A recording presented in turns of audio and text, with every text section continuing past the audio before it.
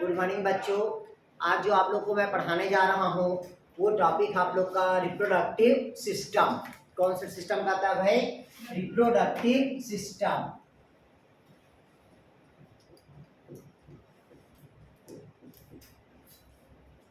इसको समझिएगा अच्छे से। रिप्रोडक्टिव सिस्टम मतलब होता है प्रजनन तंत्र होता है। तो ध्यान से आपके होना चाहिए कि कोई भी रिप्रोडक्टिव जो आर्गन का जो फॉर्मेशन होगा उसको जनरली हम क्या कहते हैं? गोनेड्स कहते हैं। क्या कहते हैं भाई? गोनेड्स कहेंगे। रिप्रोडक्टिव आर्गन्स को हम क्या कहेंगे? गोनेड्स। गोनेड्स मतलब होता है जनन। क्या कहते हैं भाई? गोनेड्स मतलब जनन। ये जो जनन होता है एक होगा आपका नर जनन और दूसरा क्या होगा भाई? आपका मादा जनन। इसका तभी पता चल जाता है कि वो मेल है कि वो फीमेल है। तो उसके लिए टेस्ट होता है, मैं बताया था आप लोग को, ठीक, जिसको कहते हैं एमनियोसिंथेसिस टेस्ट कहते हैं। जैसे मम्मी क्या है? प्रेग्नेंट है, और प्रेग्नेंट है तो यूट्रस के अंदर पे मतलब गर्भाशय पे एक द्रव भरा होता है। गर्भाशय पे एक द्रव भरा होता है जिसको कौन सा फ्लूइड कहते हैं भाई? अपन एमनियोटिक का फ्लूइड कहेंगे। क्या कहेंगे? एमनियोटिक का फ्लूइड। इसी एमनियोटिक फ्लूइड से ही पता लगाया जाता है, मतलब परीक्षण करके पता लगाया जाता था कि कोई बच्चे को जेनेटिक डिसऑर्डर तो नहीं है। क्या नहीं है? Genetic disorder. ये उसके टेस्ट लगाने के लिए ये एमनियोटिक फ्लूइड होता था। और एमनियोटिक फ्लूइड के थ्रू जो टेस्ट कहलाता है वो कहलाता है क्या कहते हैं भाई? एमनियोसिंथेसिस। ये एमनियोसिंथेसिस टेस्ट होता है। कौन सा द्रव के थ्रू कराया जाता है? तो एमनियोटिक फ्लूइड के लिए। किसके लिए कराया जाता था? तो जेनेटिक डिसऑर्डर के लिए। लेकिन बाद में लोगों ने इसका क्या किया? गलत उपयोग करने लगा। और गलत उपयोग करने के पश्चात उसमें क्या उन्होंने करने लगा?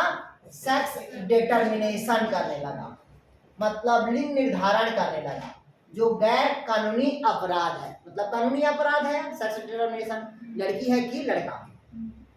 तो ये तभी पता चल जाता है जब मम्मी प्रेग्नेंट है और प्रेग्नेंट के ये 1 माह बाद मतलब 1 मंथ बाद ही पता चल जाता है कि मेल होगी कि वो फीमेल होगी, क्योंकि वो टेस्ट से पता चल जाता है। क्लियर हुआ? आया समझ?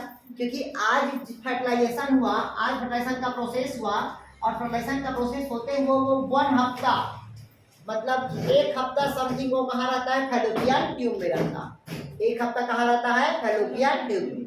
अब फैलोपियन ट्यूब से धीरे धीरे लुढ़कते हुए कहाँ जाएगा? वो यूट्रस में जाता है, और यूट्रस में जाने के पश्चात क्या बनाता है? वो जाइगोट से क्या बनाता है? एम्ब्रियो का वो फॉर्मेशन करता है, और प्लासेंटा के दीवार पे क्या हो जाता है? वो चिपक जाता है, और फिर धीरे से क्या बनता है? वो फ्लूइड बनाते रहता है जिसको कहते हैं एमनियोटिक फ्लूइड बनता है। क्लियर हुआ था क्या? तब पता चलता है 1 मंथ बाद, मतलब कहा जाता है 4 सप्ताह के बाद ही पता चलता है कि वो मेल है कि वो फीमेल है। आया समझ? तो ये जो मेल और फीमेल जो पता चला वो हमारा कहलाता है, क्या कहलाएगा भाई? आपका प्राइमरी आर्गन्स होगा। क्या होगा? हमारा प्राइमरी आर्गन। क्योंकि जो सेकेंडरी आर्गन होगा रिप्रोडक्टिव आर्गन्स में वो केवल क्या होता है? हार्मोन्स होता है। क्या होगा भाई? आपका हार्मोन। तो कहता है प्रजनन। अब आपको पता है कि प्रजनन क्यों आवश्यक है? मतलब प्रजनन इसलिए आवश्यकता होती है क्योंकि अपनी जनरेशन को बनाए रखने के लिए प्रजनन का होना अत्यंत आवश्यक है। अगर कोई अपनी जनरेशन को बनाए नहीं रखेगा तो आने वाले भविष्य में पूरे पीढ़ी क्या हो जाएगा? नष्ट हो जाएगा। तो अपने ही समान नए जीवों को उत्पन्न करना क्या कहलाता है? प्रजनन कहलाता है, जिसमें जो 2 जीवों की क्या होती है? आवश्यकता होती है। कितना जीवों की आवश्यकता होती है भाई? 2 जीवों की आवश्यकता होती है। अब वो जो 2 जीव होगा, जब भी बेसिक बता रहे हैं, अभी स्टार्ट नहीं किया है भाई हम। अब जो 2 जीवों की आवश्यकता होती है वो जीव हो सकता है दोनों एक ही थैलस में हो, या हो सकता है वो अलग अलग थैलस में। जैसे कि मान लीजिएगा ये केचुआ, क्या कहता है भाई? आपका केचुआ है, और ये क्या है भाई? मान लीजिएगा मनुष्य। तो दोनों में जो रिप्रोडक्टिव ऑर्गन्स होता है वो अलग अलग है। ठीक, केचुआ में क्या होता है?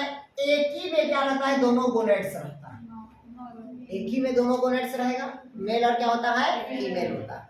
जब भी लोग आपस में फर्टिलाइजेशन करना रहता है तो ऐसे गोल हो जाते हैं, ठीक। और इसका गोनेड्स और इसका गोनेड्स आपस में दोनों क्या हो जाते हैं, चिपक जाते हैं, और चिपकने पर दोनों बीच में क्या होता है, फर्टिलाइजेशन। तो जब दोनों एक ही गोनेड्स मतलब एक ही सेल पे है, एक ही जीव पे है, मान लो मेल और फीमेल क्या है, दोनों एक ही पे है, तब उसको हम क्या कहते हैं भाई, क्या कहेंगे उसको, मोनोसियस कहेंगे। क्लियर हुआ? मोनोसियस मतलब समझ गया ना भाई, ठीक। मतलब एक ही जीव में नर और मादा दोनों उपस्थित है, तब उसे क्या कहते हैं भाई, मोनोसियस कहते हैं। क्लियर है तक? अगर वहीं पास मनुष्य है तो नर अलग रहती है और मादा अलग रहती है, मतलब नर अलग रहता है और मादा अलग रहती है, दोनों अलग अलग रहते हैं। तो जब दोनों अलग अलग होता है तो उसे हम क्या कहते हैं, डायोसियस कहते हैं। क्लियर हुआ तक की? कोई डाउट नहीं पास यहाँ नहीं आया? और जब कोई दोनों नहीं रहेगा, मेल और फीमेल भी नहीं रहेगा, तो कुछ स्टेराइल होते हैं, ठीक, बंधियाकरण कहलाता है। क्लियर हुआ? जैसे मधुमक्खी में बताएंगे अभी जब पार्थिनोजेनेसिस पढ़ाएंगे तब, क्योंकि पार्थिनोजेनेसिस एनिमल्स में उसमें होगा, जीव में होगा, और पार्थिनोकार्पी मतलब प्लांट्स, वो उस समय पढ़ाएंगे आप लोग को मैं। क्लियर होता क्या?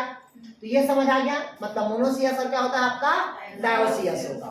फिर कहता है देखिए प्लांट में यही चीज अलग अलग हो जाता है, जैसे आप लोग पढ़ते हो ना, एक लिंगी द्विलिंगी, आनंद समझ आ गया? जैसे कि क्या होता है, यूनिसेक्सुअल, और दूसरा क्या होता है, बाइसेक्सुअल। तो मनुष्य क्या होता है, यूनिसेक्सुअल है, और केचुआ यहाँ पास क्या हुआ, आया कुछ समझ में? नहीं आया? नहीं, हाँ बाइसेक्सुअल को क्या कहते हैं, मोनोसियस ही बोलते हैं। इसको एक लिंगी और इसको द्विलिंगी श्रेय बोलते हैं, एक लिंगी श्रेय, द्विलिंगी श्रेय बोलते हैं। क्लियर होता क्या? डाउट कहीं पास? अब कहता है जो रिप्रोडक्टिव सिस्टम होगा, जनरली रिप्रोडक्टिव सिस्टम में देखिएगा दो तंत्र पाया जाता है, एक तो होता है मेल रिप्रोडक्टिव ऑर्गन्स और दूसरा क्या होता है भी आपका फीमेल रिप्रोडक्टिव ऑर्गन्स होता है। क्लियर है? कौन सा रिप्रोडक्टिव ऑर्गन होगा, एक तो मेल रिप्रोडक्टिव ऑर्गन्स और दूसरा क्या होता है भाई आपका फीमेल रिप्रोडक्टिव ऑर्गन। तो देखिएगा जो भी रिप्रोडक्टिव ऑर्गन्स होता है वो दो प्रकार के रिप्रोडक्टिव ऑर्गन्स होगा। कितने प्रकार के बताया मैं आप लोग को, दो प्रकार के, एक होगा आपका मेल रिप्रोडक्टिव ऑर्गन्स और दूसरा क्या होगा भैया आपका फीमेल रिप्रोडक्टिव ऑर्गन्स। अब जो रिप्रोडक्टिव ऑर्गन्स होगा वो भी दो प्रकार का है, जननांग भी। जैसे नर का जननांग कितने प्रकार का होगा, नर जननांग एक ही है, नर जनन अंग में भाग लेने वाले जो पार्ट्स होते हैं उसको दो पार्ट्स में डिवाइड किया गया है। कितने पार्ट्स में डिवाइड किया गया है, दो पार्ट्स में। पहला होता है एसेसरी ऑर्गन, पहला क्या होगा, एसेसरी ऑर्गन मतलब सहायक अंग, और सेकंड नंबर पे होता है आपका रिक्वायर्ड ऑर्गन। दूसरा कौन होगा भाई, रिक्वायर्ड ऑर्गन। मतलब देखिएगा एसेसरी मतलब होता है सहायक अंग, कौन सा अंग आता है, सहायक अंग। अब स्टार्ट हो गया यहाँ से, पहले बता दें। एसेसरी ऑर्गन मतलब सहायक अंग ये कहता है कि जैसे मनुष्य में सहायक अंग बहुत सारे होते हैं, जैसे आपको पता होना चाहिए, पहला होता है पेनिस, जो कौन सा ऑर्गन होगा आपका, एसेसरी ऑर्गन होगा। दूसरा होगा आपका वासा इफ्रेंटिया, दूसरा होगा वासा डिफरेंसिया मतलब एसेरेंटिया भी, और क्या होगा डिफरेंसिया। क्लियर हुआ तक? फिर इसके बाद होता है आपका क्या होगा भाई आपका नहीं सेमिफेरस ट्यूबिस नहीं होगा, आपका शुक्राशय होगा। क्या होगा भाई आपका शुक्राशय होगा। क्लियर हुआ तक क्या? फिर इसके बाद हाँ ये सभी क्या होगा भाई आपका एसेसरी ऑर्गन है। कौन सा ऑर्गन भाई आपका, एसेसरी ऑर्गन है। क्लियर हुआ? और जो रिक्वायर्ड ऑर्गन होता है, जो मेन आवश्यक है, वो केवल कौन होता है, तो टेस्टिस होता है। मतलब इसमें रिप्रोडक्टिव ऑर्गन्स में नर में केवल वृषण क्या होता है, आवश्यक अंग है, बाकी सभी क्या होता है, सहायक अंग। क्लियर है तक क्या? उसी प्रकार से फीमेल में भी देखिएगा जितने भी उसके पार्ट्स होते हैं, ठीक, जो यूरेथ्रा पार्ट्स होता है, रिप्रोडक्टिव ऑर्गन्स पार्ट होगा, वेजाइना होगा, ठीक, नहीं है समझ, यूट्रस होगा, ये सब कौन सा होगा आपका एसेसरी होगा, लेकिन जो रिक्वायर्ड ऑर्गन होगा वो केवल कौन होता है तो ओवरी होता है। कौन होता है भी आपका ओवरी। क्लियर होता क्या? हो गया तक के? अब मनुष्य में कुछ जनन विशेषताएं होती हैं, कुछ कैरेक्टर होती हैं। मनुष्य में क्या होता है भाई? कुछ जनन विशेषताएं होती हैं। अब विशेषताएं मतलब ये होता है उसकी कुछ कैरेक्टर्स होती है। जैसे पहला कहता है मनुष्य में संतान उत्पन्न करने की क्या पाई जाती है? क्षमता पाई जाती है।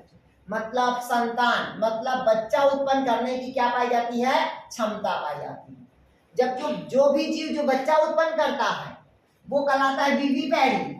क्या कहलाएगा वो? विविपैरी। और जो अंडा पैदा करेगा वो ओमनीपैरी।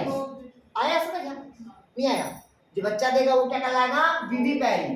उसी प्रकार से ऐसा कौन सा पौधा है जो डायरेक्ट मदर सेल से लगा हुआ अंकुरित होता है, जो विविपैरी होता है? कौन सा पौधा है जो मदर सेल से लगा हुआ अंकुरित होगा?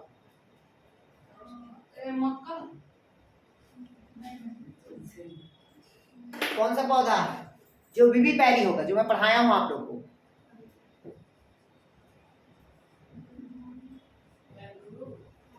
Mangrove plants. दलदली जगह पे उगने वाला पौधा जनरली क्या होता है? विविपैरी प्लांट्स होता है। मतलब ये दलदल है, यहाँ पास एक पौधा ग्रोथ किया, पौधा में फ्लावर लगा, फ्लावर के बाद क्या लगेगा? पॉट लगेगा, पॉट के बाद क्या लगेगा? सीड लगेगा, और सीड यहीं से क्या करेगा? अंकुरित होगा, और इसका जड़ कहाँ जाएगा? नीचे, और तना कहाँ जाएगा? ऊपर। जब इसका जड़ नीचे जुड़ गया तब ये अपनी मदर सेल से क्या होगा? अलग होगा। तब इसे हम क्या कहते हैं? विविपैरी जनरेशन। जैसे कि हम बच्चा पैदा हुए, बच्चा पैदा होने के बाद तुरंत हमारी माँ का क्या हो जाएगी? डेथ हो जाएगी। तब भी हम क्या करेंगे? सर्वाइव करेंगे। ये समझ आ रहा नहीं आ रहा? तब वो जर्मिनेशन क्या होगा? विविपैरी। मतलब कंप्लीट डेवलपमेंट होने के पश्चात फैक्ट्री से जो प्रोडक्ट बन के बाहर निकलेगा वो कहलाता है विविपैरी। आया समझ? जैसे कंगारू बच्चा देता है ना, कंगारू। ठीक, क्लियर हुआ? तो वो विविपैरी है। दूसरा कहता है इसमें विशिष्ट मौसमी संयुग्मन नहीं पाई जाती। कोई स्पेशल रहता है क्या मौसमी संयुग्मन? देखे कि नहीं देखे हो? मौसमी संयुग्मन मतलब समझ रहे हो? ऐसा नहीं है कि इसी सीजन में रिप्रोडक्शन का स्राव हो। जैसे कि मनुष्य क्या है? मनुष्य है, तो मनुष्य कभी भी समय नहीं देता रिप्रोडक्शन के लिए, दिन रात सुबह जब मन करे तब। क्लियर है? तो जब ऐसे कंडीशन होता है जिसमें ऋतु मतलब नहीं होता, मौसमी चक्र नहीं रहता, जिस व्यक्ति में मौसमी चक्र नहीं होता या जिस जीवों में मौसमी चक्र नहीं होता उस जीवों को अधिकतर क्या होगा? एड्स होगा। ठीक, कभी जानवर को सुने हो एड्स होते हुए? कुत्ता को सुने हो एड्स होते हुए? देखिए क्या सुने हो? ठीक, तो उसमें क्या होता है? मौसमी होता है, मतलब जिस सीजन में उन लोगों को रिप्रोडक्शन का प्रोसेस होगा उसी सीजन पे होगा। लेकिन सारे को मोबाइल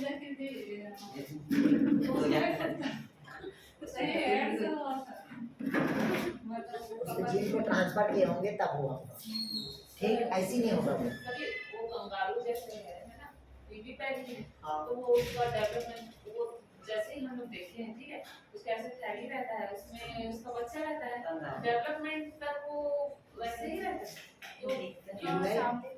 नहीं, वो कैप्चर करने के लिए रहता है, वो अपने पाने के लिए रहता है, रखने सुरक्षा के लिए रहता है वो। ठीक, वो डेवलपमेंट वहाँ कहाँ होगा? नहीं नहीं नहीं, वो निकलने का रास्ता अलग है, वो रखने का रास्ता है वो। आया समझ? आप लोग देखे नहीं रिप्रोडक्टिव ऑर्गन्स को, निकालने का रास्ता अलग है और कैप्चर करने का रास्ता सामने जो है वो। क्लियर है? अभी पढ़ाएंगे ना, डेवलपमेंटल बायोलॉजी पढ़ाएंगे, सबको बताएंगे उसमें। ठीक, तो ये समझ आ गया। मतलब इसमें क्या होता है? मौसमी चक्र पाया जाता है। तो जानवरों में जीवों में क्या होता है? मौसमी चक्र होगा, लेकिन मनुष्यों में ऐसा मौसमी चक्र नहीं होता। जैसे गाय भैंस में देखिएगा अलग से इफेक्ट पड़ जाता है, फ्रॉग का देखिएगा अलग से होता है, मछलियों में देखिएगा अलग से होता है। ऐसा नहीं कि 12 महीने उन लोग का प्रोसेस हो। ठीक, तो मौसमी चक्र होगा।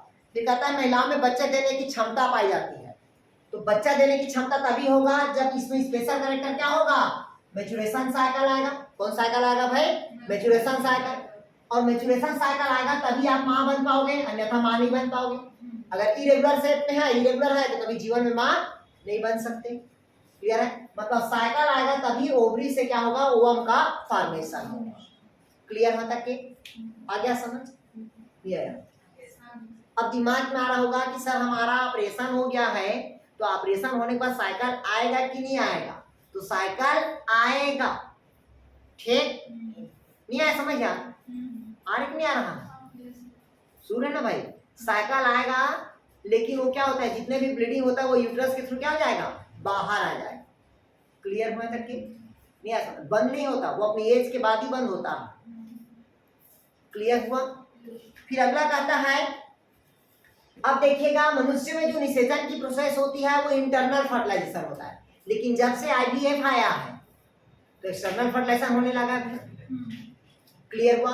तो हम ये नहीं बोल सकते, कथन कारण में क्वेश्चन पूछा आपसे कि मनुष्यों में अंतर निषेचन की क्रिया होती, कथन कारण आईवीएफ के द्वारा बाह्य निषेचन की क्रिया भी होती है, लेकिन कथन भी सही और कारण भी सही, लेकिन दोनों एक दूसरे को मैच नहीं कर रहे। आया समझ? आ नहीं आया? क्योंकि जब से आईवीएफ आया तब से एक्सटर्नल फर्टिलाइजेशन हो रहा। क्लियर हुआ? फिर कहता है भ्रूण, मतलब जो भी एम्ब्रियो होता है वो जनरली कहाँ होता है कि आपका गर्भाशय में डेवलप होता है। कहाँ डेवलप होता है? गर्भाशय में। मतलब मनुष्यों का जो डेवलपमेंट होगा वो डायरेक्ट डेवलपमेंट होगा। कैसा होता है? डायरेक्ट। डायरेक्ट मतलब फर्टिलाइजेशन के बाद क्या बनेगा? जाइगोट, जाइगोट के बाद क्लीवेज, मारुला, गास्ट्रा, गैस्ट्रा, फिर एम्ब्रियो। आया नहीं आया? इस प्रकार का स्टेज बनेगा। लेकिन जैसे कि मेढक है, तो मेढक में डेवलपमेंट क्या होगा? इनडायरेक्ट डेवलपमेंट होता है। पहले अंडा देगी, नहीं है समझ?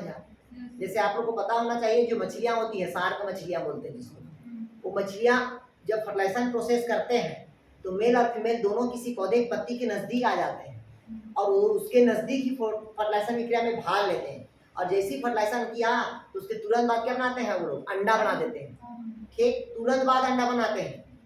ठीक, इसी कारण देखिएगा जब मछली होती है तो अगस्त में, जुलाई के अंतिम और अगस्त के फर्स्ट वीक में बैन लग जाता है। मछली मारना कानूनी अपराध है, क्योंकि उस समय उन लोगों का क्या होता है? फर्टिलाइजेशन का समय रहता है, और वो जब अंडा देते हैं तो किसी पौधे की पत्ती पे देते हैं अंडा। ठीक, किसी पौधे के क्या होता है? पत्ती पे अंडा देते हैं, और जो नर होता है उसमें पानी छींचते रहता है ताकि मॉइस्चर बना रहे। क्लियर होता क्या? फिर वो धीरे से क्या होता है, वो इनडायरेक्ट धीरे धीरे क्या होता है? वो डेवलपमेंट होता है। जैसे मेढक को देखिएगा, लार्वा बनता है, मतलब वो क्या हुआ? इनडायरेक्ट डेवलपमेंट है, और हमारे बॉडी में क्या होता है? वो डायरेक्ट डेवलपमेंट। तो ये भी स्पेशल कैरेक्टर हुआ। फिर कहता है देखिएगा, महिलाओं में जो मासिक साइकिल आता है, मेंस्ट्रुएशन साइकिल, वो 1 से 28 दिन के मध्य आएगा, मतलब 28 दिन के बीच में ही आएगा। हो सकता है 30 दिन हो, किसी में 32 दिन, किसी में 35 दिन। वो साइकिल के ऊपर डिपेंड करता है, जैसे किसी का 3 दिन चला, किसी का 4 दिन, किसी का 5 दिन। क्लियर हुआ है क्या? हाँ, लेकिन यूट्रस में अगर फाइब्राइड रहता है तो दिक्कत रहता है, किसी का 6 दिन 7 दिन चलता है। आया समझ? किसी का 2 ही दिन चलता है। क्लियर हुआ? तो ये किसके ऊपर डिपेंड करता है भाई? वो आपके बॉडी के टेम्परेचर के ऊपर मेंटेन करता है। क्लियर है? मतलब साइकिल कब आता है? तो 1 से 28 दिन के मध्य ही आएगा। क्लियर हुआ? जिसको इस कारण महीना में आता है, इस कारण क्या कहते हैं? मासिक चक्र कहते हैं। लेकिन जियो वाला तो अपना टाइम ड्यूरेशन को चेंज कर दिया आजकल। भाई महीना हम पढ़ते थे कि 1 से 30 दिन का होता है, 31 दिन या 28 दिन का, लेकिन जब से जियो कंपनी आया है महीना को 23 दिन कर दिया है, लेकिन साइकिल को नहीं किया है भाई। क्लियर होता क्या? फिर अगला कहता है इसमें मनुष्यों में सुविकसित पैतृक लक्षण होता है। मतलब मनुष्य एक ऐसा जीव है जो पेरेंटियल केयर करता है, मतलब पैतृक रक्षण करता है।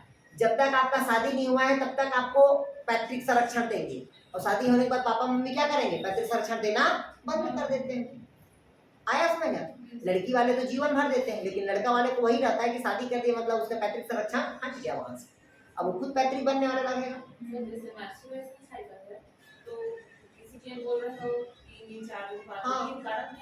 अभी बताया ना बॉडी का टेम्परेचर के ऊपर, और बीच में अगर फर्टिलाइजेशन हो गया है तो फर्टिलाइजेशन हो गया है बीच में अगर 1-2 दिन, तो वो टाइम ड्यूरेशन थोड़ा सा क्या हो जाता है? वो आगे पीछे हो जाता है, क्योंकि हार्मोनल सिचुएशन के ऊपर होता है। मतलब बॉडी टेम्परेचर अगर हाई रहेगा तो ज्यादा या फिर कम, ऐसा कुछ क्या? गर्मी का दिन आएगा तो ब्लीडिंग ज्यादा ही होता है। ठीक, देखो ना मिसकैरेज का जो चांसेस रहता है वो गर्मी के दिन में ज्यादा रहता है। क्लियर हुआ या? ठीक,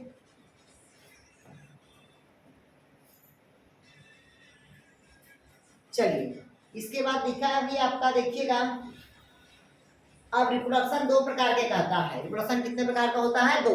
तो मेल में जनरली एक ही प्रकार का होता है, सेक्सुअल रिप्रोडक्शन। बाकी अन्य जीवों में क्या होता है? एसेक्सुअल रिप्रोडक्शन होता है। तो हम डायरेक्ट पढ़ते हैं किसका भाई? आपका मनुष्यों का। हेडिंग डालिएगा male reproductive system in male. देखिएगा मेल रिप्रोडक्टिव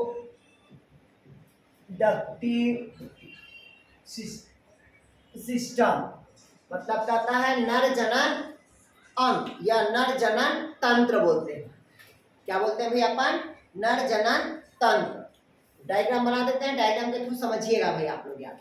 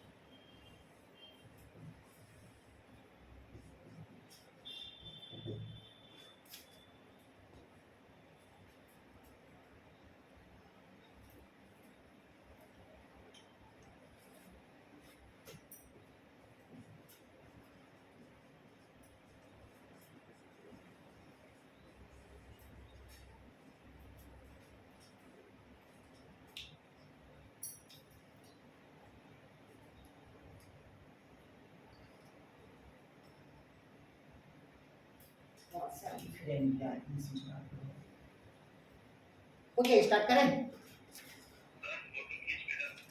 हाँ फोटो खींच दो यार मालती। ये कौन है? फोटो खींच दो यार।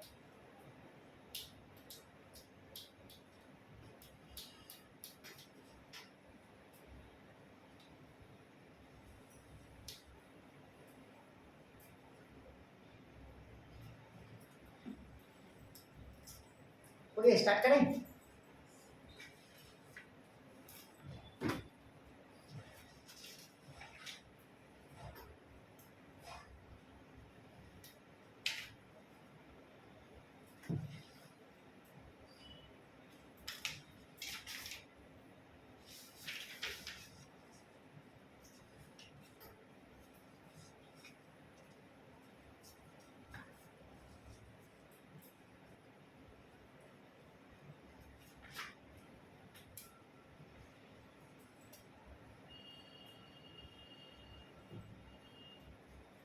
चलिए बना लीजिए, फोटो किसी को भी सेंड कर देना यार, निकलने वाले हार्मोन्स को ध्यान से समझिएगा।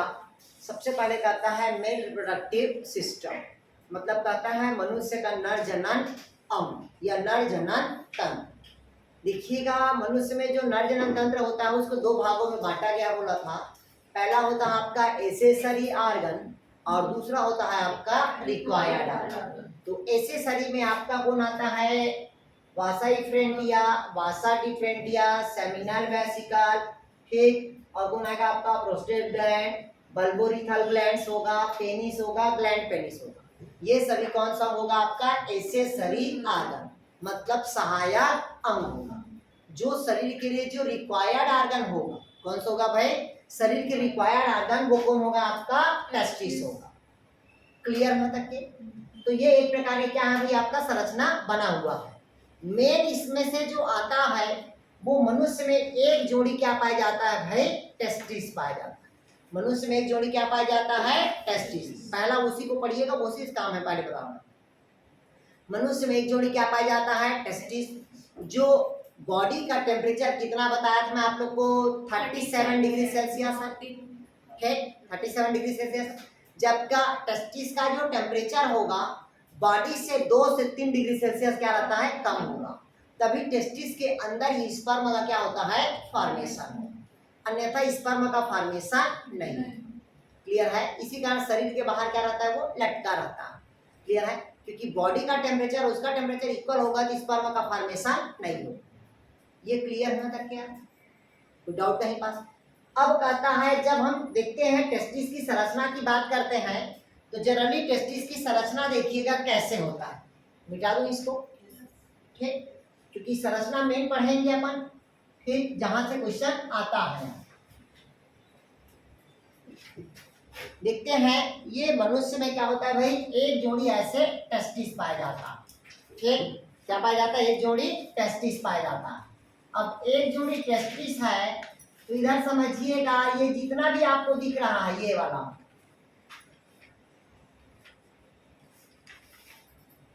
ये सब क्या होता है, सेमनीफेरस के ट्यूब्यूल्स है।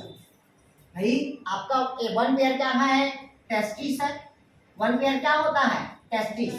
कहाँ स्थित होता है तो पता है आप लोग को, जहां स्थित होता है उसको कहते हैं स्क्रोटम कहते हैं, जिसको हिंदी में कहते हैं वृषण कोष। ये कहलाता है वृषण। कहाँ स्थित होता है तो वृषण कोष में स्थित हो गया। कहाँ होगा तो वृषण कोष, मतलब स्क्रोटम में क्या होता है, वो उपस्थित होता है। हाँ, स्क्रोटम बोलते हैं, उसी को हिंदी में कहते हैं वृषण कोष। क्लियर हुआ? मतलब ये क्या हुआ भाई, हमारा टेस्टिस होगा। टेस्टिस कहाँ उपस्थित होता है तो वृषण कोष में। टेस्टिस के जनरली दो भाग दिखाई देते हैं। कितने भाग दिखाई देगा आपका, दो भाग होता है। एक होता है आपका ट्यूनिका एल्पुजिनिया और दूसरा होता है आपका ट्यूनिका वास्कुलेसा बोलते हैं। क्लियर हुआ यार? तो इसमें से जो दो भाग होते हैं, दोनों भाग को अच्छे से समझिएगा, समझ आएगा। इधर देखिएगा जो बाहर भाग होगा, इधर देखिएगा बाहर के जो भाग होगा वो कहलाता है ट्यूनिका एल्बुजिनिया।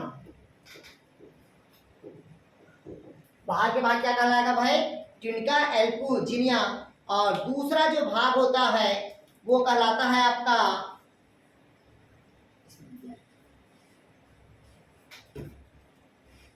ट्यूनिका वास्कुलोसा बोलते हैं, ट्यूनिका वास्कुलोसा, ट्यूनिका वास्कुलोसा। इधर ध्यान समझिएगा, कितने भाग दिखाई दे रहा है आपने को, दो लेयर दिखाई दे रहा है। बाहर के लेयर को हम क्या कहते हैं, ट्यूनिका एल्बुजिनिया, और अंदर के लेयर को हम क्या कहते हैं, ट्यूनिका वास्कुलोसा बोलते हैं। क्लियर होता है? अब टेस्टिस के अंदर जो क्रियात्मक इकाई है, क्या क्या है, क्रियात्मक, वो है आपका सेमनीफेरस के ट्यूब्यूल्स है। कौन होता है भैया आपका, सेमनीफेरस के ट्यूब्यूल्स है। इसी सेमनीफेरस के ट्यूब्यूल्स से ही स्पर्म का क्या होता है, फॉर्मेशन होगा। कौन सा ट्यूब्यूल से बोलता है, सेमनीफेरस ट्यूब्यूल्स, जिसकी संख्या क्या है, असंख्य है, बहुत सारे संख्या है, जिसको हम क्या कहते हैं, सेमनीफेरस के ट्यूब्यूल्स कहते हैं। ठीक है? इस सेमनीफेरस ट्यूब्यूल्स के अलावा टेस्टिस के अंदर दो प्रकार के सेल मिलेगा। कितना सेल मिलेगा, दो सेल मिलता है। ठीक, पहला जो सेल होता है वो लीडिंग सेल कहलाता है। पहला कौन सेल होगा भाई आपका? Leydig cell. लीडिंग सेल ही एक ऐसा है जो टेस्टोस्टेरॉन हार्मोन का स्राव करता है। टेस्टिस के अंदर कौन सेल होता है आपका? लीडिंग सेल होगा, जो टेस्टोस्टेरॉन हार्मोन का क्या करता है? स्राव करता है। जैसे ये हार्मोन का स्राव करता है तभी सेमनीफेरस ट्यूब्यूल्स से क्या होता है? स्पर्म का फॉर्मेशन। क्लियर में करके। दूसरा एक और सेल होता है जिसको कहते हैं हम सर्टोली सेल बोलते हैं। कौन सेल बोलते हैं भाई? सर्टोरी सेल बोलते हैं। जैसी जो सर्टोली सेल होता है, जैसी स्पर्म निकला है उस स्पर्म को जो न्यूट्रिशन प्रोवाइड करने का काम वो कौन करता है? तो आपका सर्टोली सेल। मतलब किडनी मतलब क्या होता है? टेस्टिस की क्रियात्मक इकाई कौन होगा आपका? सेमनीफेरस ट्यूब्यूल्स होगा, जिससे स्पर्म की क्या होगी? फॉर्मेशन होगी। और टेस्टिस के अंदर कितने प्रकार का सेल बताया? 2 प्रकार का सेल।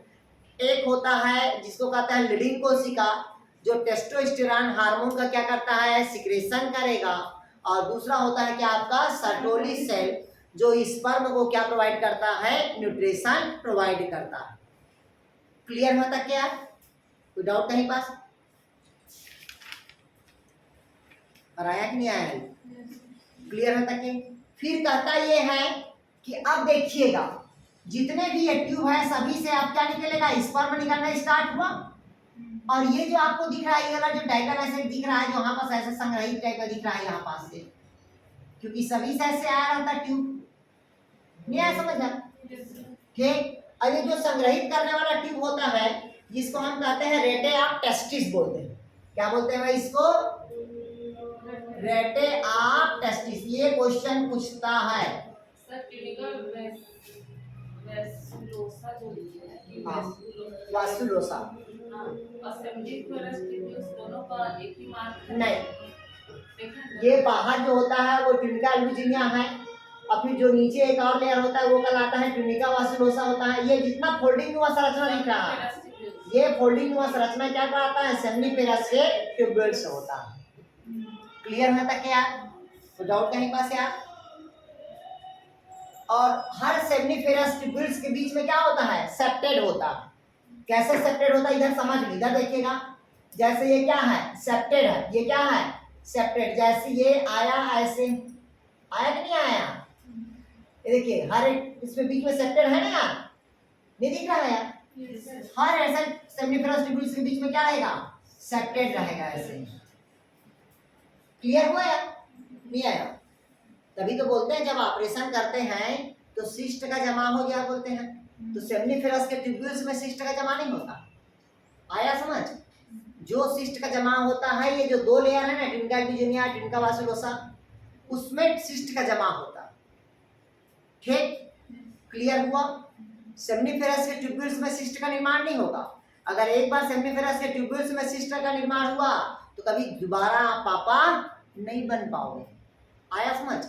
क्योंकि वो नली इतनी पतली होती है कि वो नली को क्या कर देगा? वो सिस्ट ब्लॉकेज कर देगा, और कभी भी सेमनीफेरस के ट्यूब्यूल्स को ऑपरेशन नहीं करते हैं। इसी कारण जो हार्निया होता है, इस इंटेस्टाइन में होता है ना हार्निया, बाहर निकल जाता है, तो वो जो सेमनीफेरस के जो ट्यूब्यूल्स होता है जो एनर्जी प्रोवाइड करता है, वो इंटेस्टाइन से ऐसे निकलते हुए नीचे की तरफ जाता है, टेस्टिस की तरफ।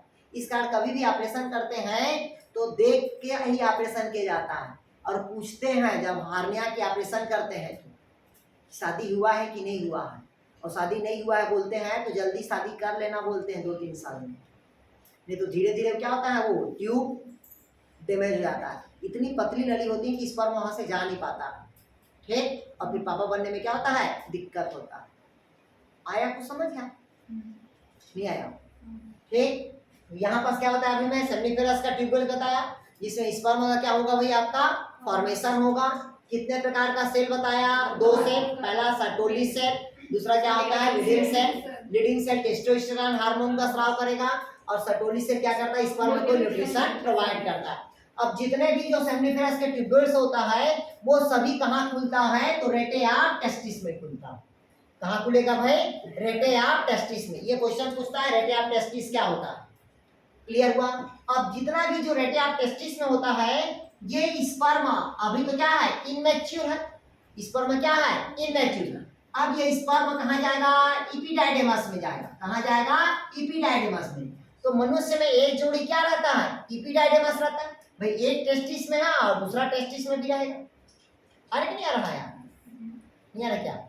तो जब टेस्टिस को छुएंगे तो एक तरफ ऐसे धागा रेसी ज्यादा रहता है, ठीक, जिसको हम क्या कहते हैं, इपिडाइडेमस कहते हैं, जिसकी लेंथ 6 मीटर होता है। कितना मीटर होता है, 6 मीटर लंबी नली के समान संरचना होता है, ठीक। इसी कारण जो स्पर्म निकलने में क्या लगता है, टाइम लगता है।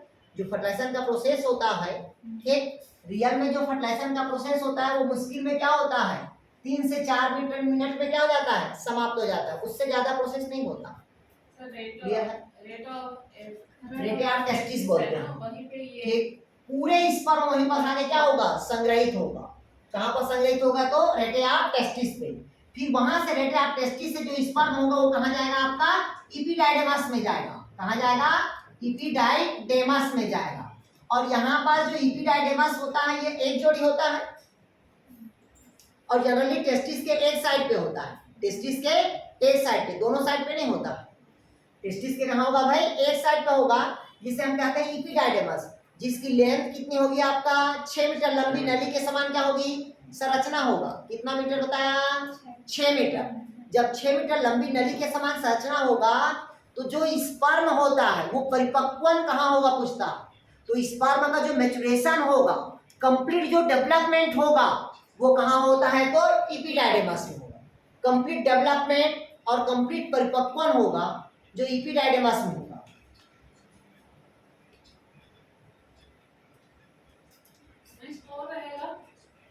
यहाँ पर सभी सेमनीफेरस के ट्यूब्यूल्स आया किसमें, रेटे ऑफ टेस्टिस में। फिर यहाँ से स्पर्म कहाँ जाएगा आपका, इपिडाइडेमस में। इपिडाइडेमस में स्पर्म क्या होगा, परिपक्वन होगा। मतलब कंप्लीट परिपक्वन का प्रोसेस कहाँ होगा, तो इपिडाइडेमस में होगा।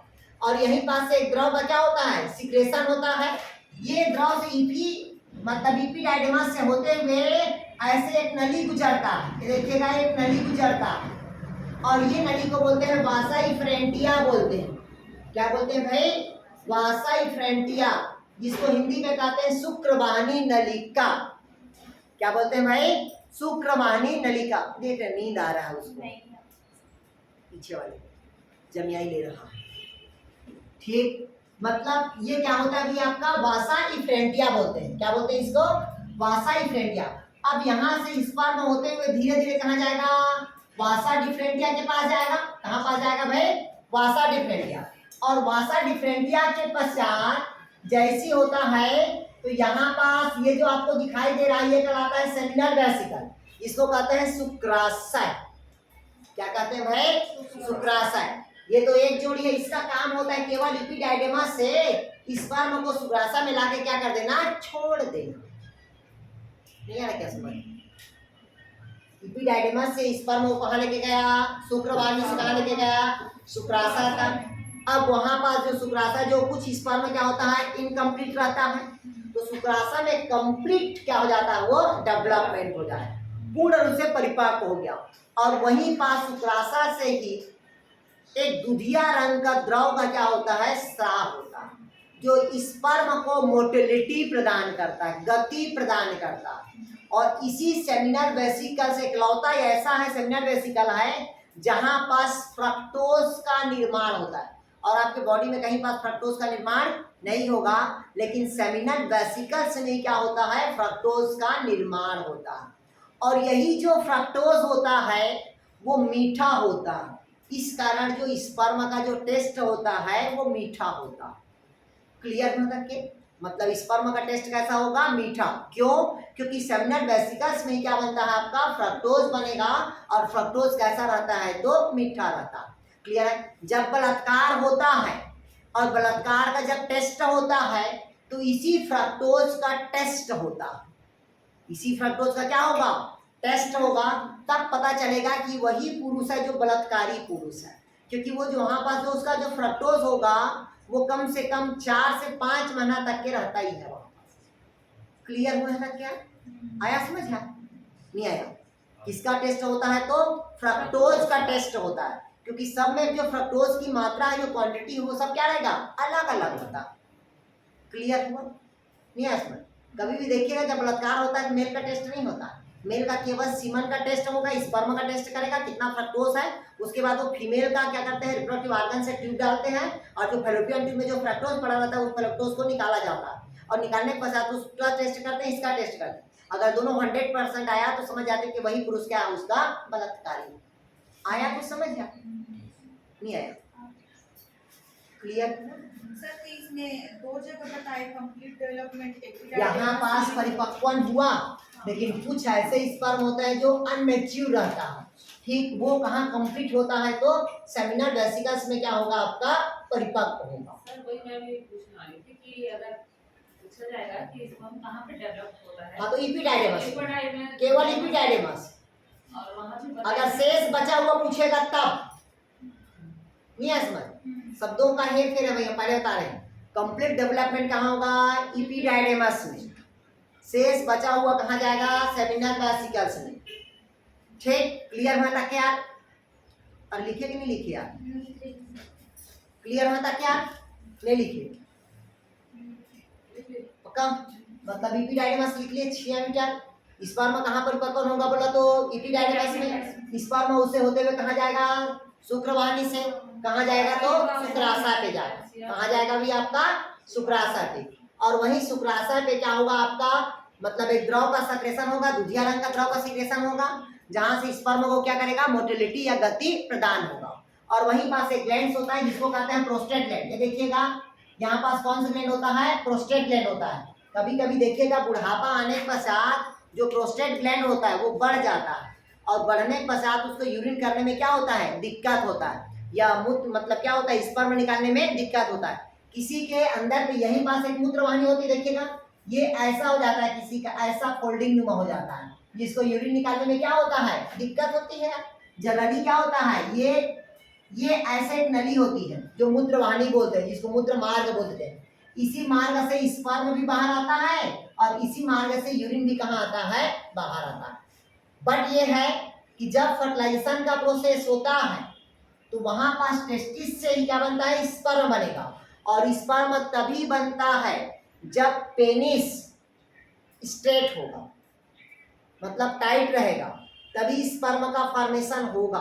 अगर टाइट नहीं है तो स्पर्म का फॉर्मेशन नहीं होगा। क्लियर हुआ तक क्या? फिर कहता है यहाँ पास कौन सा ग्लैंड बताया मैं आप लोग को भाई, प्रोस्टेट ग्लैंड। वो भी दुधिया रंग के द्रव का क्या करता है, सिक्रेशन करता है। उसके नीचे रहता है, बताया मैं आप लोग को, बल्बोरिथल का ग्लैंड्स रहता है।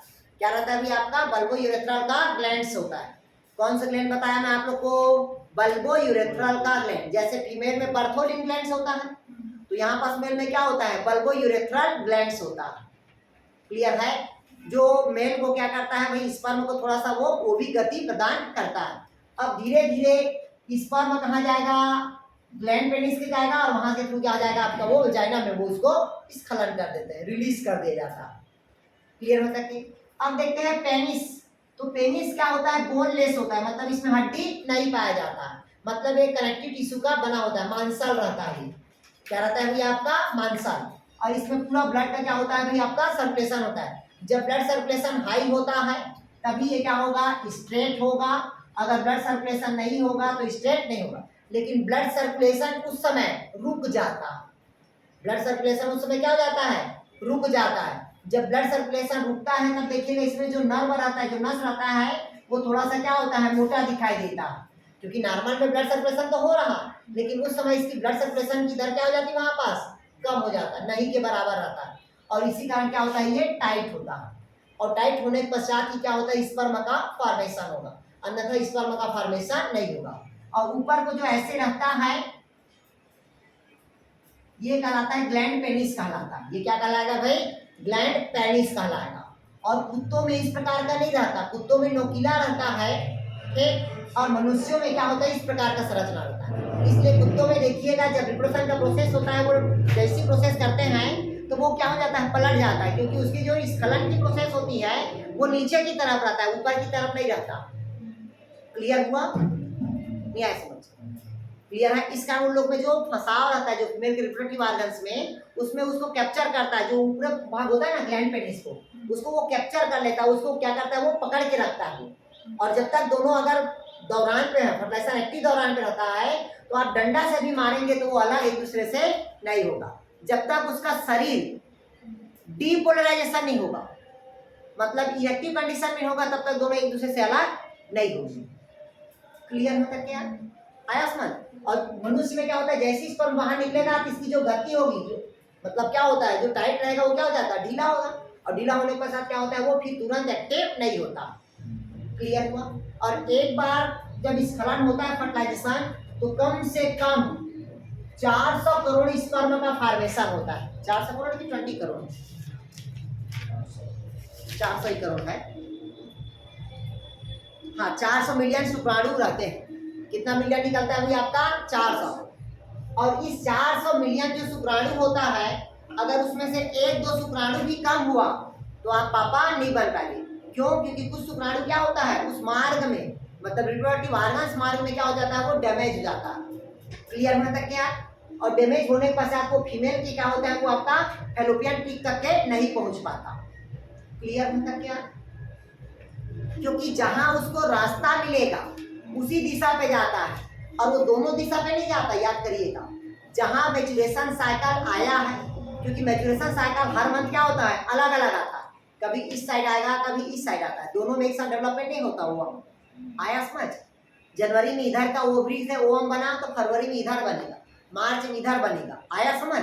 हर मंथ क्या होता है, चेंज होता है। इसी कारण पूरे जीवन काल में फीमेल में भी 400 ओवम का निर्माण होगा, उसको बाद में पढ़ाएंगे, पहले इसको पढ़ लो। क्लियर है तक क्या? तो समझ आ गया ना तक के? कोई डाउट कहीं पास? तो यहाँ से हमको क्या याद रखना है, इसको याद रखना है, रेटे ऑफ टेस्टिस को याद रखना है, बस केवल इसको याद रखना है। ठीक, सेमिफेरस के ट्यूब्यूल्स को याद रखना है। कितने प्रकार का सेल बोला, तो 2 प्रकार के सेल को याद रखना। परिपक्वन कहाँ होगा, तो इपिडाइडेमस में होगा, फिर ऊपर कहाँ जाएगा, वासा डिफरेंटिया, फिर वासा डिफरेंटिया। सीक्वेंस को भी याद रखना है। टेस्टिस कहाँ रहता है, तो स्क्रोटम में। व्हाइट ड्रॉप का सिक्रेशन कहाँ होगा, तो सेमिनिकल वेसिकल पे। क्लियर है? फ्रक्टोज कहाँ बनेगा, तो केवल सेमिनल वेसिकल्स पे बनेगा, जो मीठा होता है। क्लियर होता क्या? कितना मिलियन स्पर्म निकलेगा, तो 400 मिलियन स्पर्म निकलेगा। क्लियर होता क्या? कोई डाउट कहीं पास यार? शुक्राशा बोलते हैं। ये देखिएगा, ये जो दिख रहा है ना, ये शुक्राशा है। ये क्या होता है, शुक्राशा होता है। ये दोनों शुक्राशा रहता है, ठीक, दोनों एक ही नली में खुलता है। इसी को तो बोलते हैं शुक्राशा को सेमिनल वेसिकल रे। ठीक ठीक, ये देखिएगा, इसी काम देखिएगा, जब स्पर्म निकलता है तो केवल इन दोनों नली से आता। आया समझ? नहीं आया? इस समय ये मेम्ब्रेन यहाँ पास क्या होता है, बंद रहेगा ऐसे। क्लियर हुआ यार? जो यूरेथ्रा रहता है ना, वो बंद रहेगा। जब स्पर्म निकलता है, यूरिन बाहर नहीं निकलता, और यूरिन बाहर निकलता है तो स्पर्म बाहर नहीं आता। इसी कारण देखिएगा, व्यक्ति क्या करता है, जैसे फर्टिलाइजेशन करने के बाद क्या होता है, और कभी भी फर्टिलाइजेशन के बाद, कभी भी निषेचन के बाद अगर मां बनना है तो तुरंत यूरिन नहीं किया जाता। आया समझ? नहीं आया? क्लियर है? क्योंकि अगर मां बनना है और अगर तुरंत फर्टिलाइजेशन करने के बाद तुरंत यूरिन जाएंगे, कभी जीवन में मां नहीं बन पाएंगे। आया समझ? क्यों? क्योंकि जो सेमिनिफर वो रहता है, जो क्या बोलते हैं अभी आपका, जो फैलोपियन ट्यूब में जो स्पर्म वगैरह रहता है, जैसे ही बैठते हैं तो वो मार्ग क्या हो जाता है, डाउन हो जाता है, और स्पर्म क्या हो जाता है, ऊपर से नीचे आने लगता है, और पूरा स्पर्म क्या हो जाएगा, गिर जाएगा। आया समझ? और उसी प्रकार से मेल अगर जैसी फर्टिलाइजेशन करता है तो मेल को तुरंत क्या करना चाहिए, यूरिन नहीं करना चाहिए। आया समझ? नहीं आया? क्योंकि उस मार्ग में क्या होता है, जो हमारा जो मिनरल न्यूट्रिशन होता है वो यूरिन के थ्रू भी क्या हो जाएगा, बाहर आ जाएगा। क्लियर हुआ? इस कारण फर्टिलाइजेशन के कुछ समय पश्चात ही क्या करना चाहिए, यूरिन करना चाहिए, तुरंत यूरिन नहीं करना चाहिए। हाँ, अगर मां नहीं बनना है तो कर सकते हैं। क्लियर है तक ये? तो ये क्या हो गया भाई, आपका मनुष्य के नर जनन अंग हो गया। अब नर जनन अंग में पर्टिकुलर जो देखते हैं वो होता है आपका, क्या देखते हैं भाई, स्ट्रक्चर ऑफ स्पर्म देखते हैं। क्या देखते हैं भाई? स्ट्रक्चर ऑफ स्पर्म, मतलब शुक्राणु की संरचना।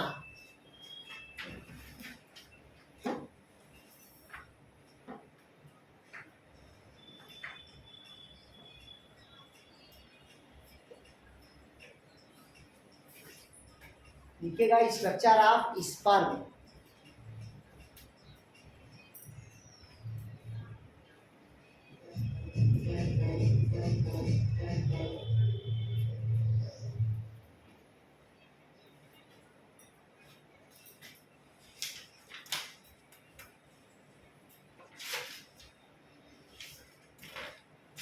पेनिस पेनिस का स्ट्रक्चर कोई मतलब नहीं है।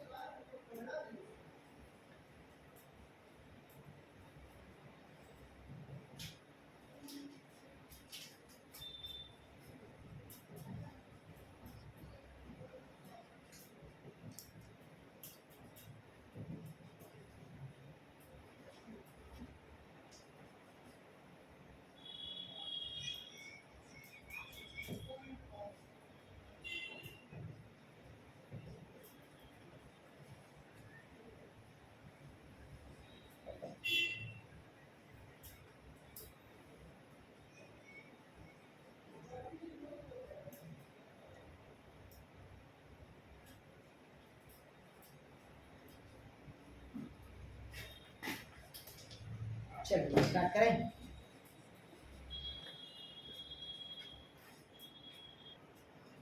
इधर देखिएगा, अब कहता है स्ट्रक्चर ऑफ स्पर्म, मतलब शुक्राणु का संरचना। तो देखिएगा, जो मनुष्य का जो स्पर्म होता है, जनरली इसको 3 अलग अलग पार्ट्स में डिवाइड किया गया है। पहला होता है हेड, ये वाला, दूसरा होगा नेक, और तीसरा क्या होगा आपका टैल होगा, और सबसे अंतिम पोर्शन को हम कहते हैं टैल फाइबर कहते हैं। क्लियर है? मतलब मनुष्य का देखिएगा, ये क्या हुआ, मनुष्य के स्पर्म का क्या होगा भाई, आपका हेड हुआ। ये मनुष्य के स्पर्म का क्या हुआ, हेड हुआ। क्लियर हुआ यहाँ तक के? क्या होगा वो मनुष्य का स्पर्म का हेड। और ये जो हेड होगा, हेड के नीचे पे एक लेयर पाई जाती है जिसको हम कहते हैं क्या, प्लाज्मा मेम्ब्रेन कहते हैं। क्या होता है भाई, प्लाज्मा मेम्ब्रेन। और प्लाज्मा मेम्ब्रेन के अंदर पे रहता है न्यूक्लियस रहता है। ये पूरे क्या होता है भाई, आपका न्यूक्लियस रहेगा। क्लियर है? और स्पर्म का जो टिप पोर्शन होगा, जिसको हम क्या कहते हैं भाई, एक्रोसोम कहते हैं। क्या कहते हैं भाई? Acrosome. Acrosome generally Golgi body का बना होता है। किसका बना होता है? Golgi body. जब यही एक्रोसोम होता है एक एंटी क्या हार्मोन्स का सिक्रेशन करता है। ठीक, ये हार्मोन का क्या करता है भाई? सिक्रेशन करता है। बता रहे हैं कौन सा हार्मोन्स करता है। स्पर्मेटोजेनेसिस तो है, स्पर्मेटोलियोसिस। ठीक, एक हार्मोन का सिक्रेशन करता है जिसके कारण क्या करता है वो, मतलब रिप्रोडक्टिव ऑर्गन्स हो जाए, जो ओवम होता है उसको छेदने का क्या करता है वो कार्य करता है। ठीक, जो डिस्ट्रॉय करेगा। हाँ, जिसको बोलते हैं, क्या बोलते हैं भाई अपन? एंड्रोगैमोन्स बोलते हैं। क्या बोलते हैं भाई इसको? एंड्रोगैमोन्स बोलते हैं। क्लियर है? जो उसको क्या करता है? भेदने का काम करता है। क्लियर है तक के? तो ये हो गया, क्या हुआ अभी आपका? एक्रोसोम। एक्रोसोम किसका बना होता है बताया था मैं आप लोग को? गोल्जी बॉडी का बना रहेगा। फिर कहता है जैसी न्यूक्लियस के नजदीक होता है तो वहां पास 2 सेंट्रियोल देखने को मिलता है। कितना सेंट्रियोल देखने को मिलता है? 2 सेंट्रियोल। एक केंद्रक के नजदीक है, इस कारण इसको क्या कहते हैं? Proximal centriole. जो किसके लिए रहता है? तो न्यूक्लियस के लिए। और दूसरा जो सेंट्रियोल होता है वो न्यूक्लियस से दूर है, इस कारण क्या कहते हैं इसको? डिस्टल सेंट्रियोल कहा जाता है। ये जो डिस्टल सेंट्रियोल होता है वो किसके लिए रहता है? माइटोकॉन्ड्रिया के लिए। क्योंकि यहाँ पास स्पर्म के जो सबसे निचली हिस्सा होता है, यहाँ पास अधिक मात्रा में क्या रहेगा? माइटोकॉन्ड्रिया रहता है, जो स्पर्म को क्या प्रदान करता है? एनर्जी प्रदान करता है, ऊर्जा प्रदान करता है। क्योंकि माइटोकॉन्ड्रिया ऊर्जा देता है, तभी स्पर्म क्या करेगा? लोकोमोशन में भाग लेगा। क्लियर है? तो यहाँ पास कितना सेंट्रियोल बताया? 2 सेंट्रियोल। न्यूक्लियस के लिए है तो प्रॉक्सिमल सेंट्रियोल, माइटोकॉन्ड्रिया के लिए है तो डिस्टल सेंट्रियोल। हेड और टेल को जोड़ने वाले को हम क्या कहेंगे? नेट कहते हैं। हेड और टेल को जोड़ने वाले को क्या कहेंगे? नेट। अब जैसे नीचे की तरफ आते हैं, ये तो माइटोकॉन्ड्रिया बता दिया। फिर यहाँ पास 2 रिंग पाया जाता है। कितना पाया जाता है? 2 रिंग, जिसको कहते हैं अपन, किसका रिंग कहते हैं? फाइब्रिल का रिंग बोलते हैं। कौन से रिंग बोलते हैं? फाइब्रिल। या उसी को कहते हैं एक्साइल फिलामेंट्स बोलते हैं। क्या कहते हैं भाई? एक्साइल फिलामेंट, जिसका अरेंजमेंट होता है 9+2। आप लोग को पता होना चाहिए सिलिया और फ्लैजिला का अरेंजमेंट क्या होता है? 9+2। और सेंट्रियोल का अरेंजमेंट क्या होता है भाई आपका? 9+0 होता है। क्लियर हो तक के? तो यहाँ पास क्या रहता है आपका? फाइब्रिल्स रहेगा, जिसका अरेंजमेंट कितना रहेगा? 9+2। अब इसके लेयर पे एक शीट पाया जाता है, इसको क्या कहते हैं? फाइब्रस का शीट कहते हैं। क्लियर हो तक क्या? डाउट कहीं पास? ठीक, ये स्ट्रक्चर आप क्या हो गया भाई आपका? स्पर्म हो गया। डाउट कहीं पास? चलता है वो एंड्रो, क्या बोलते हैं? एंड्रोगैंस बोलते हैं उसको। अभी बताएंगे, जब फर्टिलाइजेशन पढ़ाएंगे कैसे फर्टिलाइजेशन करता है उसको बताएंगे, एक एक चीज दिखाएंगे उसको क्या है। ठीक, तो स्ट्रक्चर आप क्या हो गया भाई आपका? ये स्पर्म हो गया। क्लियर हो तक के? और स्पर्म का फॉर्मेशन तभी होगा जब वो क्या होगा? दृढ़ होगा भाई, मजबूत होगा, सॉलिड रहेगा, तभी स्पर्म का क्या होगा? फॉर्मेशन होगा। अन्यथा स्पर्म का फॉर्मेशन नहीं होता। अब स्पर्म का सीक्वेंस, कैसे स्पर्म बाहर निकलता है, तो लिखिएगा स्पर्म का मार्ग।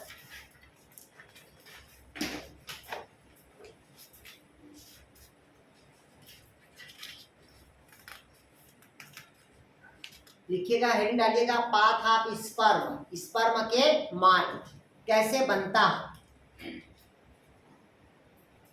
चलिए पहला लिखेंगे भाई आप लोग सेमनीफेरस ट्यूब्यूल्स। पहला क्या लिखेंगे? सेमनीफेरस के ट्यूब्यूल्स। फिर उसके डेस करके लिखिएगा सेमनीफेरस ट्यूब्यूल्स के बाद आता है फिर आपका ट्यूब्यूली रेटे। लिखिएगा ट्यूब्यूली रेटी। मार्ग लिखते क्या है? हाँ चलिए ध्यान से सुनिएगा, तो हम लिख रहे हैं उसको, मतलब स्पर्म कैसे निकलता है, किसके दौरान निकलता है। ये देखिए, पहले कहता है पाथ ऑफ स्पर्म। स्पर्म का क्या कहता है भाई? मार्ग, जिसको हम कहते हैं पाथ ऑफ स्पर्म। सबसे पहले आपके दिमाग में आना चाहिए, ये हमारे शरीर का क्या है? टेस्टिस है। टेस्टिस के अंदर क्या होता है अभी आपका? सेमनीफेरस के ट्यूब्यूल्स होता है। और सेमनीफेरस ट्यूब्यूल्स से जाता है, कहाँ जाएगा भाई आपका? ट्यूब्यूली रेटी में जाएगा। कहाँ जाएगा भाई आपका? ट्यूब्यूली रेटी पे जाएगा। और ट्यूबुली रेटी के बाद मैं आप लोग को बताया हूँ क्या, रेटे ऑफ टेस्टिस लिखवाया हूँ। क्या लिखवाया हूँ भाई? रेटे ऑफ टेस्टिस। फिर रेटे ऑफ टेस्टिस से कहाँ जाएगा बताया था आप लोग को? इपीडायडेमस। इपीडायडेमस लिखे ना यार, इपीडायडेमस। ठीक। और इपीडायडेमस वाले के भाग को हम कहते हैं वासा इफ्रेंटिया बोलते हैं। क्या बोलते हैं भाई? वासा इफ्रेंटिया बोलते हैं। क्लियर है तक यार? फिर वासा इफ्रेंटिया या इपीडायडेमस से क्या होगा भाई? वासा डिफरेंटिया में जाएगा। और वासा डिफरेंटिया से कहा जाएगा भाई आपका? एम्पुला में जाएगा। कहाँ जाएगा भाई आपका? एम्पुला पे। और एम्पुला के बाद जाएगा आपका कहाँ? इजेक्टरी डक्ट में जाएगा।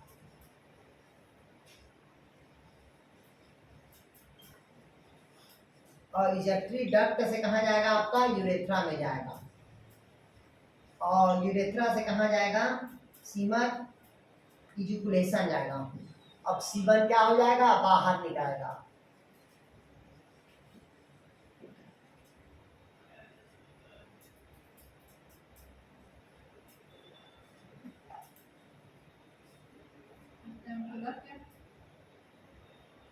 एम्पुला के बाद होता है सेमिनल वेसिकल भी बोलते हैं इसको।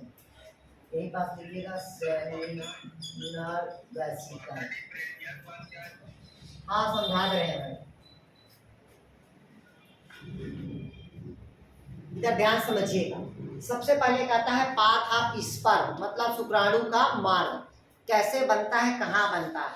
तो शुक्राणु का निर्माण कहाँ होगा भाई आपका? टेस्टिस के अंदर। ये पता है आप लोग को। टेस्टिस के अंदर कौन क्रियाशील होता है? तो सेमनीफेरस के ट्यूब्यूल्स। मैं आप लोग को बताया हूँ ये हमारे शरीर का क्या हुआ? टेस्टिस हुआ। टेस्टिस के हर सेमनीफेरस के ट्यूब्यूल्स के बीच में क्या रहेगा बोला था मैं आप लोग को? सेप्टम रहेगा। क्या रहेगा भाई आपका? सेप्टेड रहेगा। रहेगा कि नहीं रहेगा यार? इधर से ऐसे नली आया, ठीक, इधर से ऐसे नली आया, इधर से ऐसे नली आया, नहीं आया समझ आ? इधर से नली आया, इधर से आया, इधर से ऐसे आके पूरा सब नली से स्पर्म आया। कहाँ से आया? तो सेमनीफेरस के ट्यूब्यूल्स। अब सेमनीफेरस के ट्यूब्यूल्स आने के बाद इस भाग में आएगा। इस भाग को बोलते हैं क्या आपका? ट्यूबुलाई रेटी। मतलब जितने भी ट्यूब्यूल्स है सब एक नली में खुला, इस कारण को क्या बोलते हैं? ट्यूबुलाई रेटी बोलते हैं। और जैसी एक ही जगह खुला तो यहाँ पास क्या होगा भाई आपका? रेटे ऑफ टेस्टिस कहते हैं। ये वाले भाग को क्या कहते हैं? रेटे ऑफ टेस्टिस। जैसी रेटे ऑफ टेस्टिस है तो यहाँ पास देखिएगा बहुत सारे क्वाइलिंग नुमा क्या होता है? संरचना रहेगा।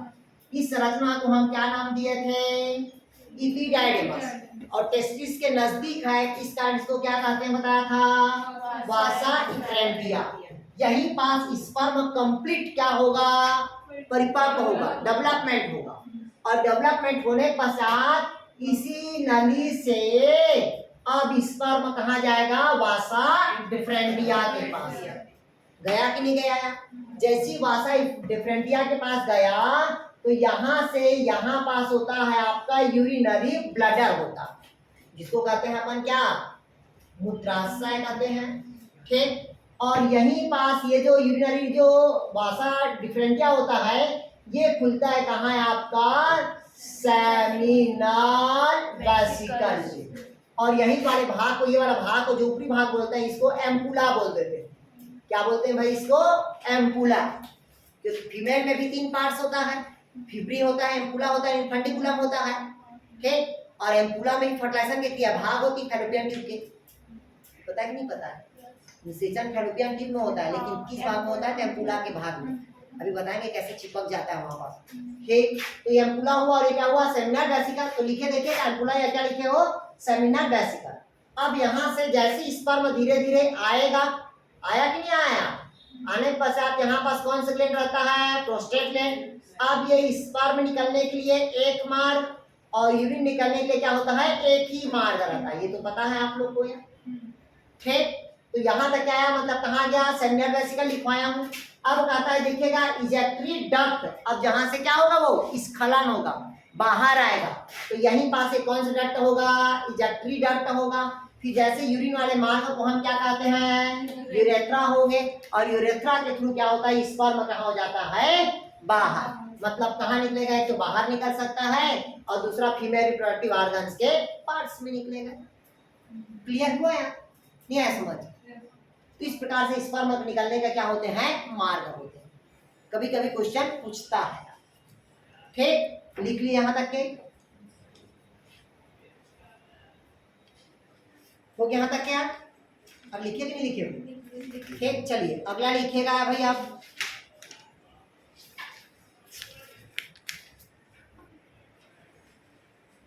ये तो बता दिया वासा डिफरेंशिया, ये यूरेथ्रा बता दिया, पेनिस का कोई मतलब नहीं है, ठीक, वो तो बता दिया हम, उसका उससे ज्यादा क्वेश्चन नहीं आता। ऊपर को बस बोलते हैं ग्लैंड पेनिस बोलते हैं, ठीक, जो शीर्षनाक उच्छाद बोलते हैं पेपियस, वो ही क्या करता है, स्टिमुलेट का काम करता है। मतलब ये जो मेल का जो टेस्टी ये होता है, पेनिस होता है, ये वाला जो पोर्शन होता है जिसको कहते हैं ग्लैंड पेनिस बोलते हैं, यही क्या करता है, फीमेल को अपनी ओर अट्रैक्ट करता है, ठीक, ये एक्टिव होता है। जैसे फीमेल में क्या होता है, जो क्लेटोरिस होता है जो एक्टिवेट करता है, स्टिमुलेटिंग का काम करता है, निप्पल क्या करता है, स्टिमुलेटिंग का काम करता है, वैसे ही फीमेल का क्या, मेल का क्या होता है, अभी आपका ग्लैंड पेनिस होता है जो एक्टिव करने का कार्य करता है। क्लियर हुआ तक क्या, कोई डाउट कहीं पास? तो ये हो गया आप लोग का क्या हुआ भाई, मेल रिप्रोडक्टिव ऑर्गन्स का होगा। क्लियर हुआ तक क्या? अब अगला लिखिएगा आप लोग, क्लियर हुआ तक क्या? अब अगला लिखवाते हैं आप लोग को, ठीक, एक चीज लिखिए, थोड़ा सा लिखिएगा, लिखिएगा, नोट कर लिखिएगा, सर्टोली कोशिका से, लिखिएगा सर्टोली कोशिकाएं के द्वारा इनहिबिन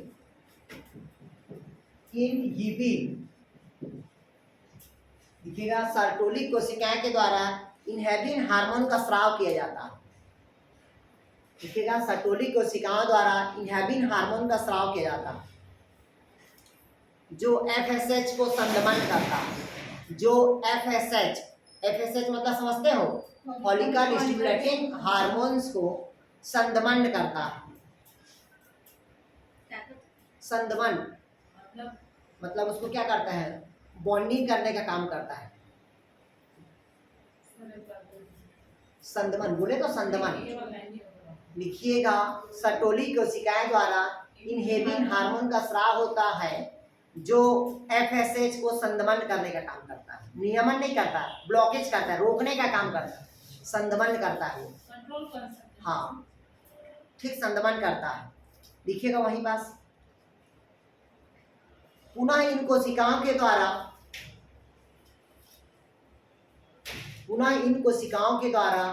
एबीपी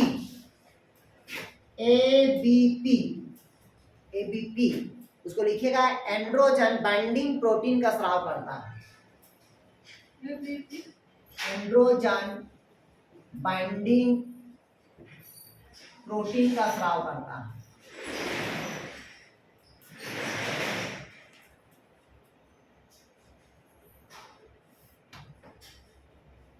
हो गया यहाँ तक के? क्लियर हुआ तक के? आया कि नहीं आया भाई? ठीक हो गया, ये किसका संरचना हो गया, स्पर्म का।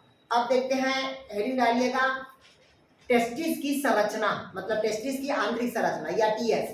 हेडिंग डालिएगा आप लोग, मनुष्य के वृषण की लंब काट, लिखिएगा मनुष्य के वृषण की लंब काट, मतलब टेस्टिस की आप संरचना देखते हैं अंदर की, ऐसे पढ़ा दिए उसको उसी में, ठीक। फिर भी उसका संरचना देखिएगा, आंतरिक संरचना कि ब्लड कैपिलरीज कहाँ रहता है, सेमिनल वेसिकल्स कहाँ रहेगा, ठीक। चलिए हेडिंग डालेंगे भाई आप लोग, चलिए हेडिंग डालिए आप लोग।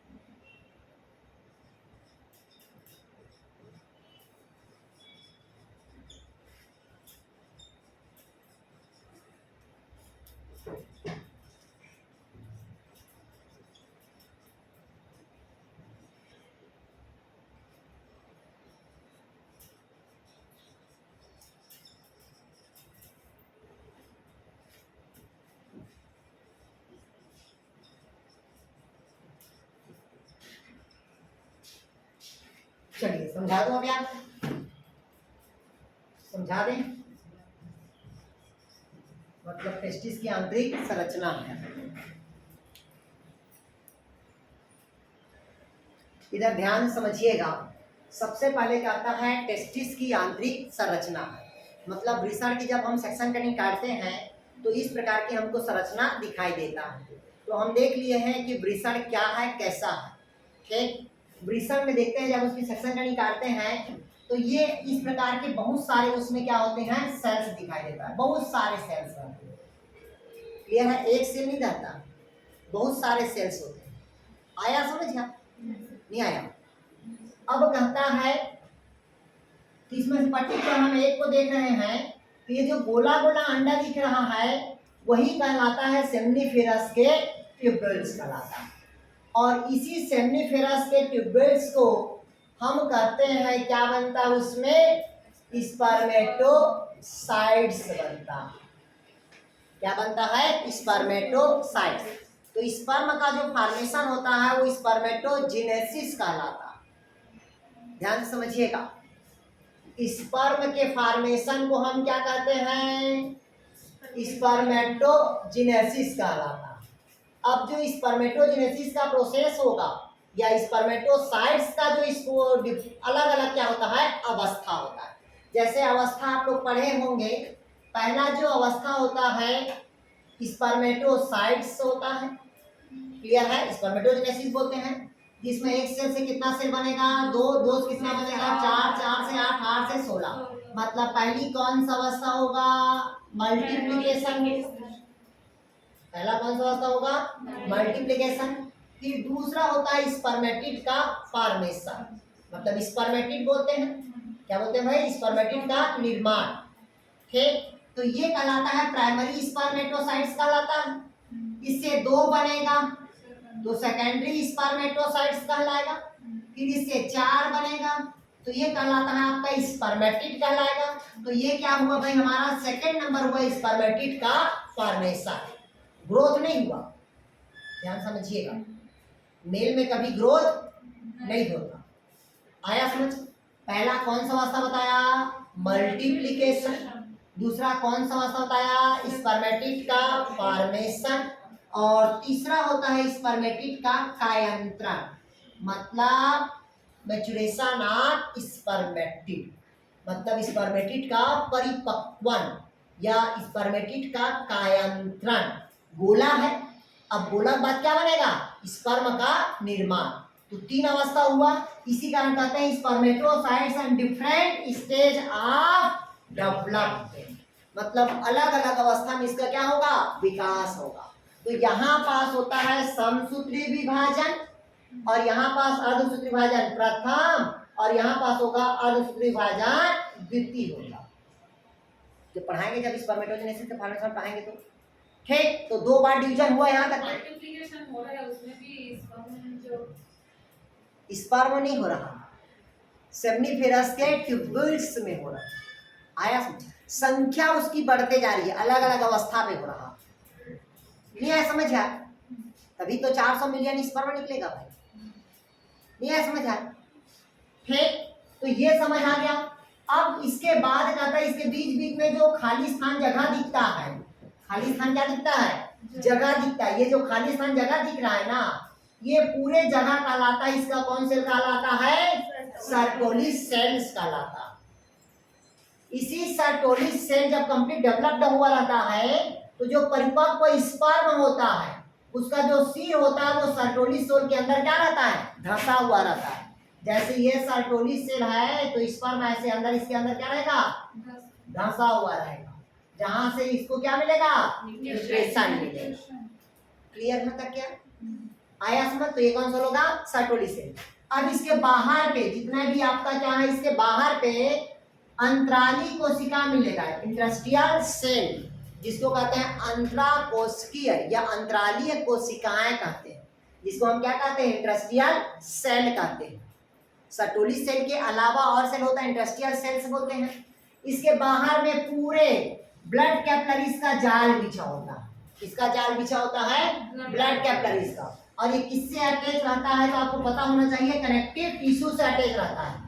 किससे अटैच रहता है? कनेक्टिव टिश्यू से। अब बीच वाला तो बता दिया हूं, मैच्योर क्या होता है? स्पर्म होता है। क्वेश्चन को पूछता है इसको, ये अंतरावली कोशिका कहाँ होती है? तो सेमनीफेरस ट्यूब्यूल्स के बाहर। क्लियर होता क्या? सेमनीफेरस ट्यूब्यूल्स के कहाँ होगा? बाहर रहता है। क्लियर होता क्या? हो गया था क्या? चलिए अब अगला लिखेंगे। अब इसके डेवलपमेंट को नहीं बता रहा हूं, स्पर्म का डेवलपमेंट को, ठीक, क्योंकि जब स्पर्मेटोजेनेसिस पढ़ेंगे तब पढ़ाएंगे। अब अगला हेडिंग डालिएगा आप लोग, फीमेल रिप्रोडक्टिव ऑर्गन्स। या थोड़ा सा लिखेंगे, ऐसे लिख लीजिए, थोड़ा सा हेडिंग डालिएगा, उसको मत लिखिएगा। नर जनन अंग का हार्मोन नियंत्रण, हेडिंग डालिएगा थोड़ा सा, नर जनन अंग का हार्मोन नियंत्रण लिखिएगा, hormone control of sex organ in main. इसी में पढ़िएगा थोड़ा सा, यहां से क्वेश्चन आता है भाई हार्मोन से संबंधित, पिछले बार के सेट में आया था।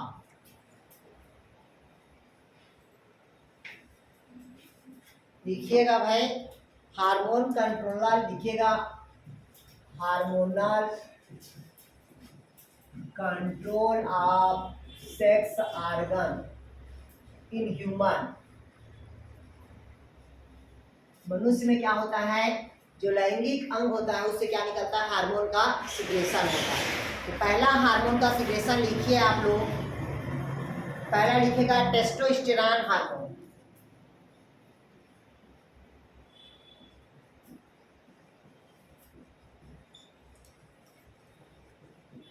पहला लिखिएगा टेस्टोस्टेरॉन हार्मोन लिखिएगा। यह वृषण के लीडिंग कोशिकाओं से सिक्रेशन होता है। किससे सिक्रेशन होगा भाई? आपका वृषण के लीडिंग कोशिकाओं से होता है, जो द्वितीयक लैंगिक लक्षण को नियंत्रित करता है। लिखिएगा, जो द्वितीयक लैंगिक लक्षण को, मतलब सेकेंडरी रिप्रोडक्टिव ऑर्गन्स को क्या करता है? ये कंट्रोल करता है।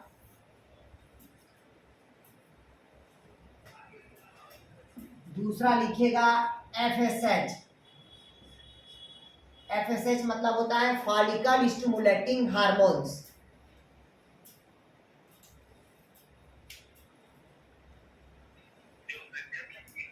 दूसरा लिखिएगा FSH, क्या बोले आप?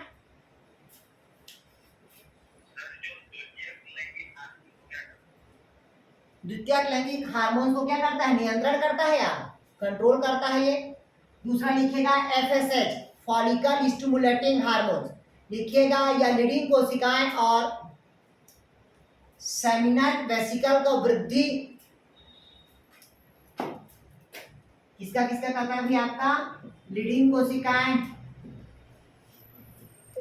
और दूसरा कौन सा बोला मैं आप लोग का? सेमिनल वेसिकल,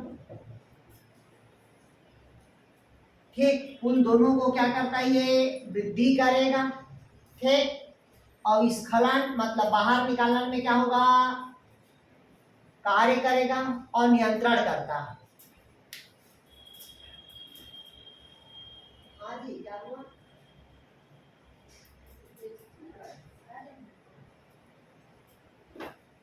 लिख लिया यहाँ तक क्या? लीडिंग कोशिका सेमिनल वेसिकल क्या करता है? उसका वृद्धि करेगा, नियंत्रण करेगा और कार्यों को क्या करता है? ये संपादित करता है। तीसरा लिखिएगा ल्यूटिनाइजिंग हार्मोन्स।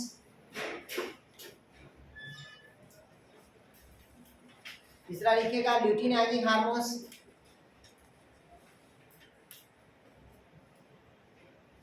ये देखिएगा, जरा समझिएगा, ल्यूटिनाइजिंग हार्मोन्स का स्राव कहाँ से होता है? आप लोग को पता है कौन से ग्लैंड से होता है? पीयूष मतलब पिट्यूटरी ग्लैंड। कौन से भाग से होता है? तो अग्रपाली से, ठीक। इसका काम होता है अंतराली कोशिकाओं को सक्रिय करने का काम करता है। उत्तेजित करेगा। अभी बताया ना अंतराली कोशिकाएं, पढ़े कि नहीं पढ़े हो? इंडस्ट्रियल सेल बोला मैं आप लोग को। अंतराली कोशिकाओं को क्या करता है? ये उत्तेजित करता है। तभी क्या होता है? स्पर्म का फॉर्मेशन हो गया।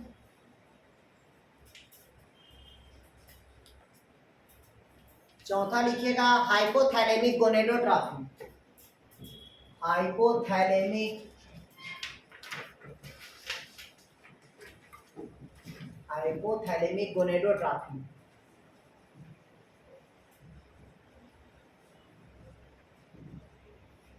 लिखिएगा हाइपोथैलेमिक गोनेडोट्रॉफी। लिखिए, देखिए अब हाइपोथैलेमिक का मतलब हाइपोथैलेमस है, और हाइपोथैलेमस मतलब क्या है? गोनेडोट्रॉफिन है, गोनेड से संबंधित है। तो लिखिएगा ये एफएसएच और एलएच दोनों को नियंत्रण करता है। लिखिएगा एफएसएच और एलएच दोनों को नियंत्रण करता है। फॉलिकल स्टिमुलेटिंग हार्मोन्स और ल्यूटिनाइजिंग हार्मोन्स।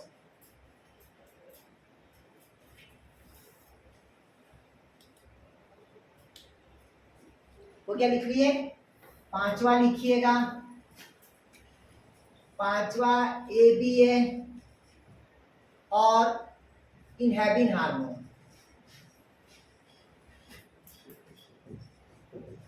अभी पढ़े ना आप लोग?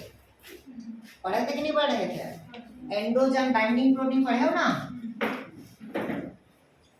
एंड्रोजन बाइंडिंग प्रोटीन, और क्या पढ़े थे? इनहेबिन।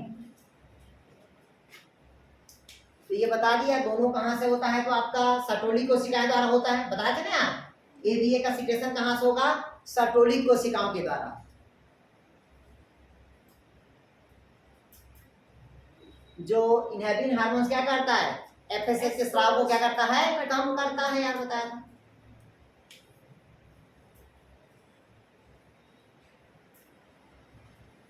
तो ये होता है मेल के सेक्स ऑर्गन से निकलने वाले हार्मोन्स का नाम। पहला क्या बताया? टेस्टोस्टेरॉन। दूसरा क्या बताया? एफएसएच। तीसरा क्या बताया? एलएच। चौथा क्या बताया? हाइपोथैलेमिक गोनेडोट्रॉफी। पांचवा क्या पढ़ाया? एबीए इनहेबिन। इसको याद रखना, एबीए को क्वेश्चन पूछता है, इनहेबिन को। ये सर्टोली सेल द्वारा होता है सिक्रेशन, ठीक, और ये एफएसएच को क्या करता है? कंट्रोल करता है। ये दो चीज को याद रखना, ठीक। एंड्रोजन बाइंडिंग प्रोटीन कभी कभी क्वेश्चन पूछता है, एबीए, ये समझ आ? ठीक। चलिए अब अगला हेडिंग डालेंगे आप लोग, फीमेल रिप्रोडक्टिव सिस्टम।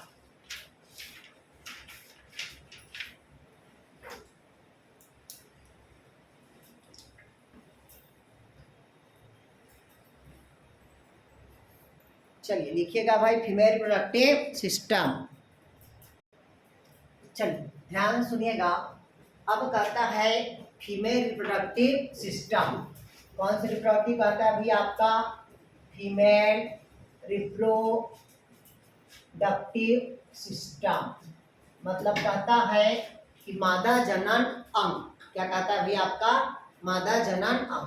जनरली समझिएगा, जो मादा जनन अंग होता है, ठीक है, ये जनरली इसको भी दो भागों में बांटा गया है।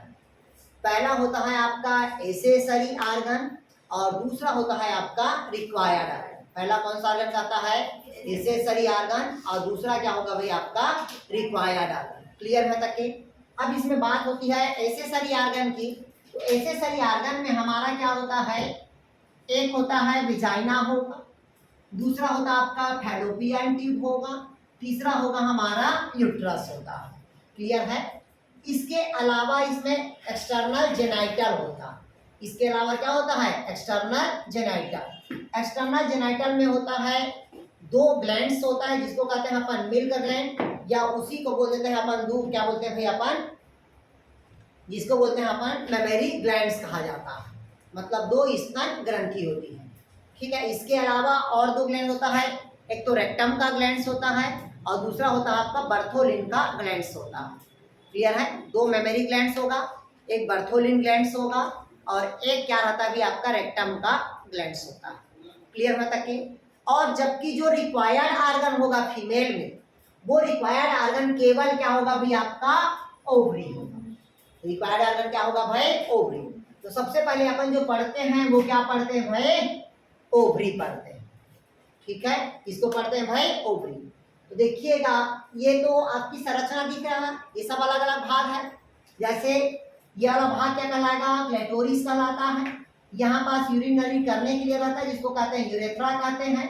उसके नीचे जहाँ से हम सभी पैदा हुए हैं जो रिप्रोडक्शन का भाग होता है, जो स्पर्म को अंदर मतलब स्खलन किया जाता है, वो भाग कहलाता है रिप्रोडक्टिव ऑर्गन्स मतलब वेजाइना कहलाता है, जहाँ से हम सभी क्या हुए हैं पैदा हुए हैं। फिर उसके ऊपर में जो फैट रहता है उसको लेबिया और माइनर लेबिया और मेजर लेबिया कहते हैं। ऊपर में एक नली गया है जिसको हम ये वाले को क्या कहते हैं ओवरी। ऐसे वाले को हम क्या कहेंगे फैलोपियन ट्यूब, और ये वाले को हम क्या कहेंगे यूट्रस कहेंगे। तो हम सबको एक एक करके पढ़ते हैं। ठीक, तो पहला हेडिंग डालिएगा ओवरी। पहला क्या हेडिंग डालिएगा ओवरी।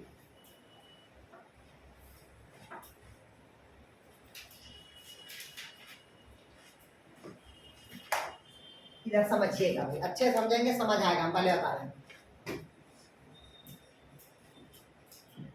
कहता है मादा जनन में मतलब मादा में एक जोड़ी क्या पाया जाता है ओवरी जाता है। मतलब एक जोड़ी क्या रहेगा ओवरी, जो उदर गुहा के ऊपर में क्या होता है स्थित होता है। कहाँ स्थित होता है तो उदर गुहा, और ज्यादा दूर नहीं रहता स्थित। ये जैसे कि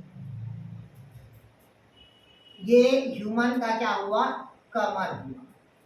ठीक, और ये होता है फीमेल रिप्रोडक्टिव वेजाइना होगा। ठीक, इसके जस्ट ऊपर ये वाला भाग होता है, मतलब ये नाभि से 4 इंच छोड़ के, नाभि से 4 इंच छोड़ के ये वाला जो भाग होता है, ये वाला जो भाग, ये वाला रहता है यूट्रस। ये क्या रहता है यूट्रस का, और इसके जस्ट नीचे 4 इंच के नीचे यहाँ जो रहता है वो कहलाता है उसके ओवरी कहलाता है। आया? जब महिलाएं प्रेग्नेंट होती है, ठीक, या प्रेग्नेंट नहीं होती है, तो ऐसे जब इसके जस्ट नीचे को ऐसे छुएंगे यहाँ पास को, तो हमेशा अगर प्रेग्नेंट रहेगी तो उसका बॉडी वहाँ पास हिट रहेगा। क्लियर हुआ? ये प्रेग्नेंट का खास है, वो प्रेगनेंसी की जरूरत नहीं है। टेस्ट किए तो ठीक है, नहीं करेंगे तब भी पता चल जाता। आया समझ? जैसी फर्टिलाइजेशन होता है कि यहाँ पास समझ लाना, जैसे अगर मम्मी प्रेग्नेंट होगी समझ जाना यहाँ पास क्या होता है गर्म रहता है, तापमान ज़्यादा रहता है। ये बेसिक एग्जाम्पल। आया समझ? गांव में पहले प्रेगनेंसी की था क्या नहीं था, लेकिन फिर भी पता चल जाता था कि ब्लड रुका मतलब क्या है वो प्रेग्नेंट है। आया समझ? लेकिन कभी कभी ऐसा होता है कि वो प्रेग्नेंट भी रहती है और साइकिल भी आता है, जो हमारे साथ हुआ था, हमारी मिसेस के साथ हुआ था। क्लियर हुआ? नहीं आया समझ? मतलब 8 महीना बाद जैसे बच्चा हुआ, उसके 8 महीना बाद पता ही नहीं चला कि वो प्रेग्नेंट हो गई। आया समझ? वो प्रेग्नेंट भी थी और इधर साइकिल भी आ रहा था। क्लियर हुआ? 1 मंथ प्रेग्नेंट हुआ, उसके बाद 1 मंथ के बाद क्या होता है साइकिल आने स्टार्ट हो गया। फिर भी क्या थी वो प्रेग्नेंट हो गई थी, और प्रेग्नेंट कहाँ हुई वो यूट्रस में ना होगी, कहाँ हो गया वो फैलोपियन ट्यूब में हो गया था। कहाँ हो गया था फैलोपियन ट्यूब में, जिसको कहते हैं ट्यूब प्रेगनेंसी। क्या बोलते हैं ट्यूब प्रेगनेंसी। उस कंडीशन में ट्यूब के हमको क्या करना पड़ गया काट के बाहर निकालना पड़ गया। आया समझ? नहीं आया? अब इधर सेकंड बच्चे में हमको क्या है रिस्की। आया समझ? नहीं आया? क्लियर है? तो ये समझ आ गया। मतलब फीमेल में एक जोड़ी क्या रहता है अभी आपका ओवरी रहेगा। फीमेल में एक जोड़ी क्या रहेगा ओवरी, जो उदर गुहा के अंदर क्या होता है स्थित होता है। बॉडी का टेम्परेचर और इसका टेम्परेचर क्या होता है इक्वल होता है। क्लियर हुआ? अब कहता है अंडाशय की जो लेंथ होता है वो कितना सेंटीमीटर बोलता है 30 सेंटीमीटर। ये सब नहीं पूछता, 3 सेंटीमीटर होगा, और चौड़ा कितना होगा 1.5 सेंटीमीटर होगा, और मोटाई कितना होगा तो 1 सेंटीमीटर होगा। क्लियर हुआ? ये किसका संरचना हुआ भाई आपका ओवरी। क्लियर हुआ? अब कहता है ओवरी के चारों तरफ, ओवरी के चारों तरफ एक लेयर्स पाया जाता है। ठीक, क्या पाया जाता है भाई एक लेयर। क्योंकि आपको पता है कि ओवरी जो अंडाशय होता है वो जितना भी अंडाशय होगा वो जनरली कनेक्टिव टिश्यू का बना होता है। कौन सा टिश्यू का बना होता है कनेक्टिव टिश्यू, मतलब संयोजी ऊतक का बना होता है। अब संयोजी ऊतक का बना हुआ है, इसके बाहर पे एक लेयर पाई जाती है जिसको कहते हैं ट्यूनिका एल्बुजिनिया। क्या बोलते हैं भाई? Tunica albuginea. कौन से लेयर में पाया जाता है भाई? आपका ट्यूनिका एल्बुजिनिया से ढका रहता है। ठीक, जो अंडाशय के चारों तरफ क्या होती है? परत बनाती है। ध्यान समझिएगा, मनुष्य में एक जोड़ी क्या रहेगा आपका? अंडाशय। ठीक, प्रत्येक अंडाशय के ऊपर एक मेम्ब्रेन पाई जाती है जिसको हम क्या कहते हैं? Tunica albuginea. इस ट्यूनिका एल्बुजिनिया के अंदर पे एक लेयर ढकी होती है। एक लेयर क्या होगा? ढकी होगी, जिसको कहते हैं जर्मिनल एपिथेलियल टिश्यू। क्या कहते हैं भाई? Germinal epithelium tissue. क्या कहते हैं भाई? जर्मिनल एपिथेलियम टिश्यू पाए जाते हैं जिसको हम कहते हैं जनन कोशिकाएं कहते हैं। कौन सा टिश्यू कहते हैं भाई? जनन कोशिकाएं। अब जनन कोशिकाएं कहते हैं तो ओवरी के दो पार्ट्स दिखाई देता है। बाहर के भाग को हम कहते हैं कार्टेक्स और बीच वाले भाग को कहते हैं हम मेडुला का। तो मेडुला का कोई काम नहीं रहता, केवल किसका काम रहता है? कार्टेक्स का, क्योंकि ट्यूनिका एल्बुजिनिया के नीचे वाला भाग, ठीक, जिसको हम क्या कहते हैं? जनन एपिथेलियल टिश्यू। यही जनन एपिथेलियल टिश्यू ही क्या कहलाता है? कार्टेक्स कहलाता है, जिसमें जनन कोशिकाएं होती है। क्या होती है? जनन कोशिकाएं। और इसी जनन कोशिकाएं जो होती है वही आगे चल के ओवेरियन फॉलिकल का क्या करता है? निर्माण करता है। किसका निर्माण करता है? ओवेरियन फॉलिकल का निर्माण करता है। किसका निर्माण करता है भाई? ओवेरियन फॉलिकल का, जिसको हिंदी में कहा जाता है आपका अंडाशय पुटिकाएं कहते हैं। क्या कहते हैं भाई? अंडाशय पुटिकाएं। यही ओवेरियन फॉलिकल होता है जो आगे चल के एक मैच्योर ओवम का क्या करेगा? फॉर्मेशन करता। मैच्योर ओवम का क्या करेगा? फॉर्मेशन करेगा। क्लियर है तक क्या? जैसी मैच्योर ओवम का फॉर्मेशन करता है तो पूरे जीवन काल में, कितने काल में? पूरे जीवन काल में ओवरी के अंदर ही क्या बनता है भी? आपका ओवम का फॉर्मेशन होगा। ओवरी के अंदर ही किसका निर्माण होगा भाई? ओवम का फॉर्मेशन। पूरे जीवन काल में कितना ओवम बनाएगा? 4 साल। क्योंकि ओवम का फॉर्मेशन तभी होगा जब फीमेल में कौन सा साइकिल आएगा? मैच्योरेशन साइकिल आएगा। और मैच्योरेशन साइकिल आएगा तभी ओवम से ओवरी, मतलब ओवरी से क्या होगा? ओवम का फॉर्मेशन होगा। क्लियर होता के? और मैच्योरेशन साइकिल आना कब होता है? 12 से 13 साल के मध्य में।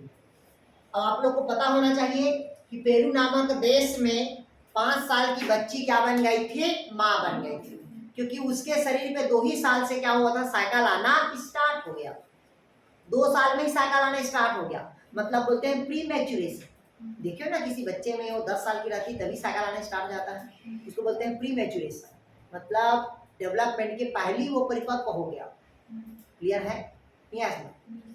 आ रही नहीं आ रहा? जैसे आप लोग देखिए सभी गांव के हैं तो रंग रूप बॉडी डेवलपमेंट क्या हुआ है? कम हुआ है, ठीक। लेकिन शहर का देखना, ब्रेस्ट साइज क्या हो जाता है? इंक्रीज आता है, शरीर लोदोल लोथोल हो जाता है। क्यों?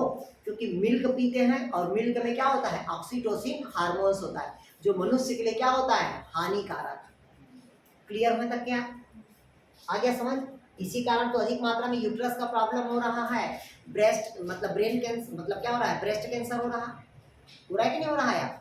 बहुत ज़्यादा प्रॉब्लम हो रहा है। तो पूरा बताया आप कभी स्टार्ट हुआ? 12 से 13 साल चलता है। कब साल तक के? तो बता दिया था मैं आप लोग को 45 से 52 साल तक के चलता है। कितने साल तक के चलता है भाई आपका? 45 से 52 साल तक के। उसके बाद साइकिल आना क्या हो जाता है? बंद हो जाता है। क्लियर हुआ? अब पूरे 400 ओवर में अगर बच्चा चाहते हो तो 400 ले सकते हो, नहीं तो 1-2 ले सकते हो। आया समझ? नहीं आया समझ? वो आप लोग को डिपेंड करता है कि आप कितना बच्चा लेना चाहते हैं। क्यों नहीं? तो 400 लेना चाहते हैं, अब 400 तो हो ही नहीं सकता, समय तो निकल गया था, ठीक। अब जो बचा है उसमें जितना भी ले सकते हो। क्यों हंस रहे हो यार?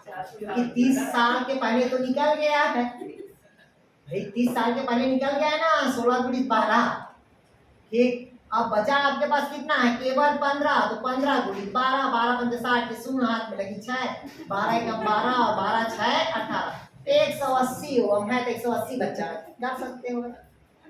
आया समझ? वो भी नेचुरल नहीं, नेचुरल केवल कितना बच्चा पैदा कर सकती हो? 15 ठो, उससे ज्यादा नहीं कर सकती नेचुरल में। आया समझ? आर्टिफिशियल मतलब IVF के थ्रू बोल रहे हैं 180 बच्चा पैदा। हाँ, 1 साल में एक ही तो बच्चा होगा ना, 6 महीने में हो जाएगा। ठीक है भाई, 9 महीना डेवलपमेंट करोगे, ठीक, 1 महीना कुछ नहीं होगा, दूसरा महीना फर्टिलाइजेशन होगा तो फिर प्रेग्नेंट हो जाओगे आप। नहीं आया समझ? केवल 180 ओम बना है आपके पास बचा है, जितना बच्चा पैदा करना है वो कर सकते हैं। क्लियर माता के? क्या बोले? हाँ ठीक है, तो क्लियर माता क्या?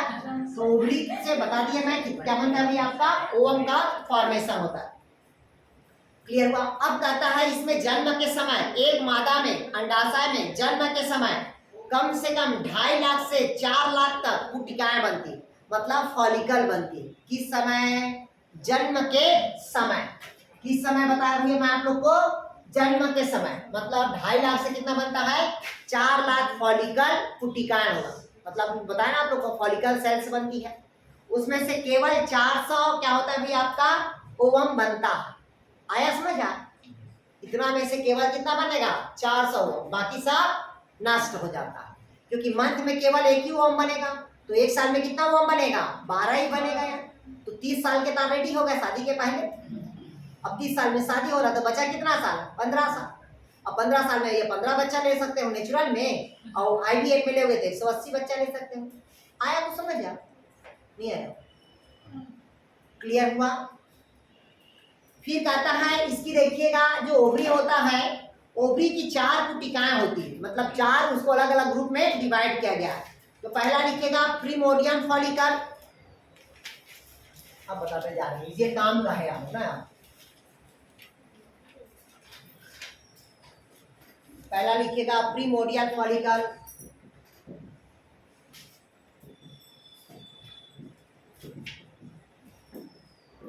दूसरा लिखिएगा वेसिकुलर, दूसरा लिखिएगा प्राइमरी फॉलिकल। फॉलिकल साइड से ना कि हाँ, ऊतक बोलते हैं उसी को, वेसिकुलर फॉलिकल।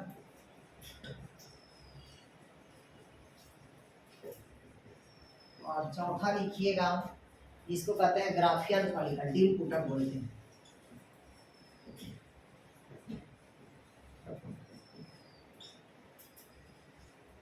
लिखिएगा ग्राफियन फॉलिकल।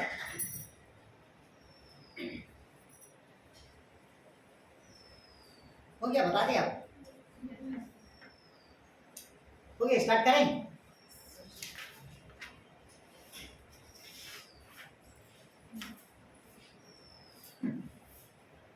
इधर देखिएगा, अब मैं बताया कि मादा में एक जोड़ी क्या पाया जाता है, बताया था ओवरी। ओवरी के बाहर पे मेम्ब्रेन को क्या बताया था मैं आप लोग को? भाई आप लोग को कनेक्टिव टिश्यू का तो बना है, लेकिन वो कैसा है? जर्मिनल एपिथेलियल टिश्यू होता है। और जर्मिनल एपिथेलियल टिश्यू के अंदर में क्या होता था मैं आप लोग को? फॉलिकल मतलब ग्राफी मतलब क्या बताया था आप लोग को? फॉलिकल सेल बताया था। क्या सेल बताया था? Follicle cell. वही फॉलिकल सेल को क्या कहते हैं अपन? मतलब जनन कोशिकाएं बोल देते हैं, जिससे क्या होता है? ओवम का फॉर्मेशन होता है। और ओवरी का कितने भाग बताया मैं आप लोग को? 2 भाग, कॉर्टेक्स और क्या बताया? मेडुला। कॉर्टेक्स भाग ही क्या होता है? मेन खेल रहता है, मेडुला का कोई भाग नहीं होता। तो कॉर्टेक्स के अंदर मैं बताया था जब अंदर पे होता है तो जो ओवेरियन जो सेल्स होती है वो जन्म के समय क्या बताया? ज्यादा, और जन्म के बाद धीरे धीरे उसकी संख्या क्या आ जाती है? कम, मतलब 400 बचेगा। ठीक, उसके बाद होता है इसकी जो अवस्थाएं होती हैं फॉलिकल की, वो कितने अवस्था होती है? तो 4। जन्म के बाद जो होता है वो कौन सा अवस्था होगा? प्रीमोर्डियल फॉलिकल होगा। क्या होगा भाई आपका? Primordial follicle. लिखा है यहाँ पास सके कि यह सबसे पहले विकसित होने वाले प्राथमिक प्रकार की पुटिकाएं होगी। मतलब अगर पूछा प्राइमरी फॉलिकल्स क्या होगा तो प्रीमोर्डियल फॉलिकल्स होगा। ये शैशवावस्था में क्या होता है भाई आपका? भ्रूणी अवस्था के अंडाशय में पाई जाती है। मतलब अंडाशय मतलब ये कहाँ मिलेगा? ओवरी में मिलता। ठीक, तो जन्म के पश्चात बहुत कम पुटिकाएं बचती है। जैसे मैं बोला जन्म के पहले कितना पुटिका था आपका? 25, मतलब 2-2.5 लाख से कितना बताया? 4 लाख तक के था। तो वो कौन सा होगा? प्रीमोर्डियल फॉलिकल हुआ। दूसरा होता है प्राइमरी फॉलिकल्स। दूसरा लिखिएगा प्राइमरी फॉलिकल्स। अब कहता है धीरे धीरे जब प्राइमरी फॉलिकल क्या होता है? धीरे धीरे डेवलपमेंट करता है तो एक प्राइमरी oocytes का निर्माण करता है। किसका निर्माण करता है? Primary oocytes। जैसे आपने पढ़ा होगा गैमेटोजेनेसिस मतलब गैमेट का फॉर्मेशन, तो oogenesis मतलब ओवम का फॉर्मेशन। अंडाणु का निर्माण कहाँ कहलाएगा? अंडाणु जनन। इसका डेवलपमेंट होता है तो 1 से 2, 2 से 4, 4 से 8, 8 से 16, तो वो मल्टीप्लिकेशन होता है। फिर एक बचता है तो उसको ग्रोथ फेज, और उसी को हम क्या कहते हैं? प्राइमरी oocytes कहते हैं। क्या कहेंगे उसको? Primary oocytes। तो इसी को कहते हैं अपन क्या कहते हैं? डिम्ब कोशिका बोलते हैं या प्रारंभिक कोशिका कहते हैं। ठीक है, लिखा है देखिएगा। प्राइमरी फॉलिकल होता है, कोशिकाओं को विकसित होने वाले कोशिकाओं को हम क्या कहते हैं? प्राइमरी फॉलिकल कहते हैं। मतलब जो oocyte का जो निर्माण करता है उसी को हम क्या कहते हैं? प्राइमरी फॉलिकल्स कहेंगे। ग्रो करता है। हाँ, मतलब oocytes बोलते हैं ना, जो ग्रो कर रहा है, धीरे धीरे कर रहा है, पुटक का निर्माण करता है। ठीक है, ठीक, इसको हम क्या कहते हैं भाई? oocytes या कोशिका कोशिका के विस्तार होती है, जिसको कहते हैं डिम्ब कोशिकाएं बोलते हैं। दूसरा लिखिएगा वेसिकुलर फॉलिकल। अब कहता है अंडाणु निर्माण की जो तीसरी अवस्था होगा, पहला हो गया क्या? प्रीमोर्डियल, दूसरा क्या हो गया? प्राइमरी, और कहता है वेसिकल फॉलिकल। मतलब अंडाणु निर्माण की जो तीसरी अवस्था होगा वो क्या कहलाएगा भाई? वेसिकल फॉलिकल कहलाएगा। लिखिएगा ये अंडाणु निर्माण की तीसरी अवस्था होगी। इसको सेकेंडरी फॉलिकल भी कहते हैं। क्या कहते हैं भाई? सेकेंडरी फॉलिकल्स बोलते हैं। क्या बोलेंगे इसको? सेकेंडरी फॉलिकल, वेसिकल फॉलिकल को। जैसे आप लोग पढ़े हो ना, ये देखिएगा, ये प्राइमरी oocytes कहलाता है, एक बड़ा हो जाता है एक छोटा होता है, इसको क्या कहते हैं? सेकेंडरी oocytes कहते हैं। कहते हैं कि नहीं कहते? सेकेंडरी oocytes क्या? ये देखिए, ये नॉन पोलर बॉडी कहलाता है, फिर एक परिपक्व ओवम बनता है, फिर नॉन पोलर बॉडी बनता है। बनता है कि नहीं बनता है यार? तो अगला होता है ग्राफियन फॉलिकल। तो ग्राफियन फॉलिकल में आप लोग को पता होना चाहिए, एक मैच्योर जो ओवम बनेगा वही क्या कहलाता है भाई? आपका ग्राफियन फॉलिकल कहलाता है। इसको मेन देखेंगे यार, इसको ग्राफियन फॉलिकल को। ठीक है, तो ये हमारा एक जोड़ी क्या हुआ भाई? आपका ओवरी हुआ। इतना ही तक के पढ़िए, बाकी कल पढ़ाएंगे अपन सबको यार इसका। ठीक है।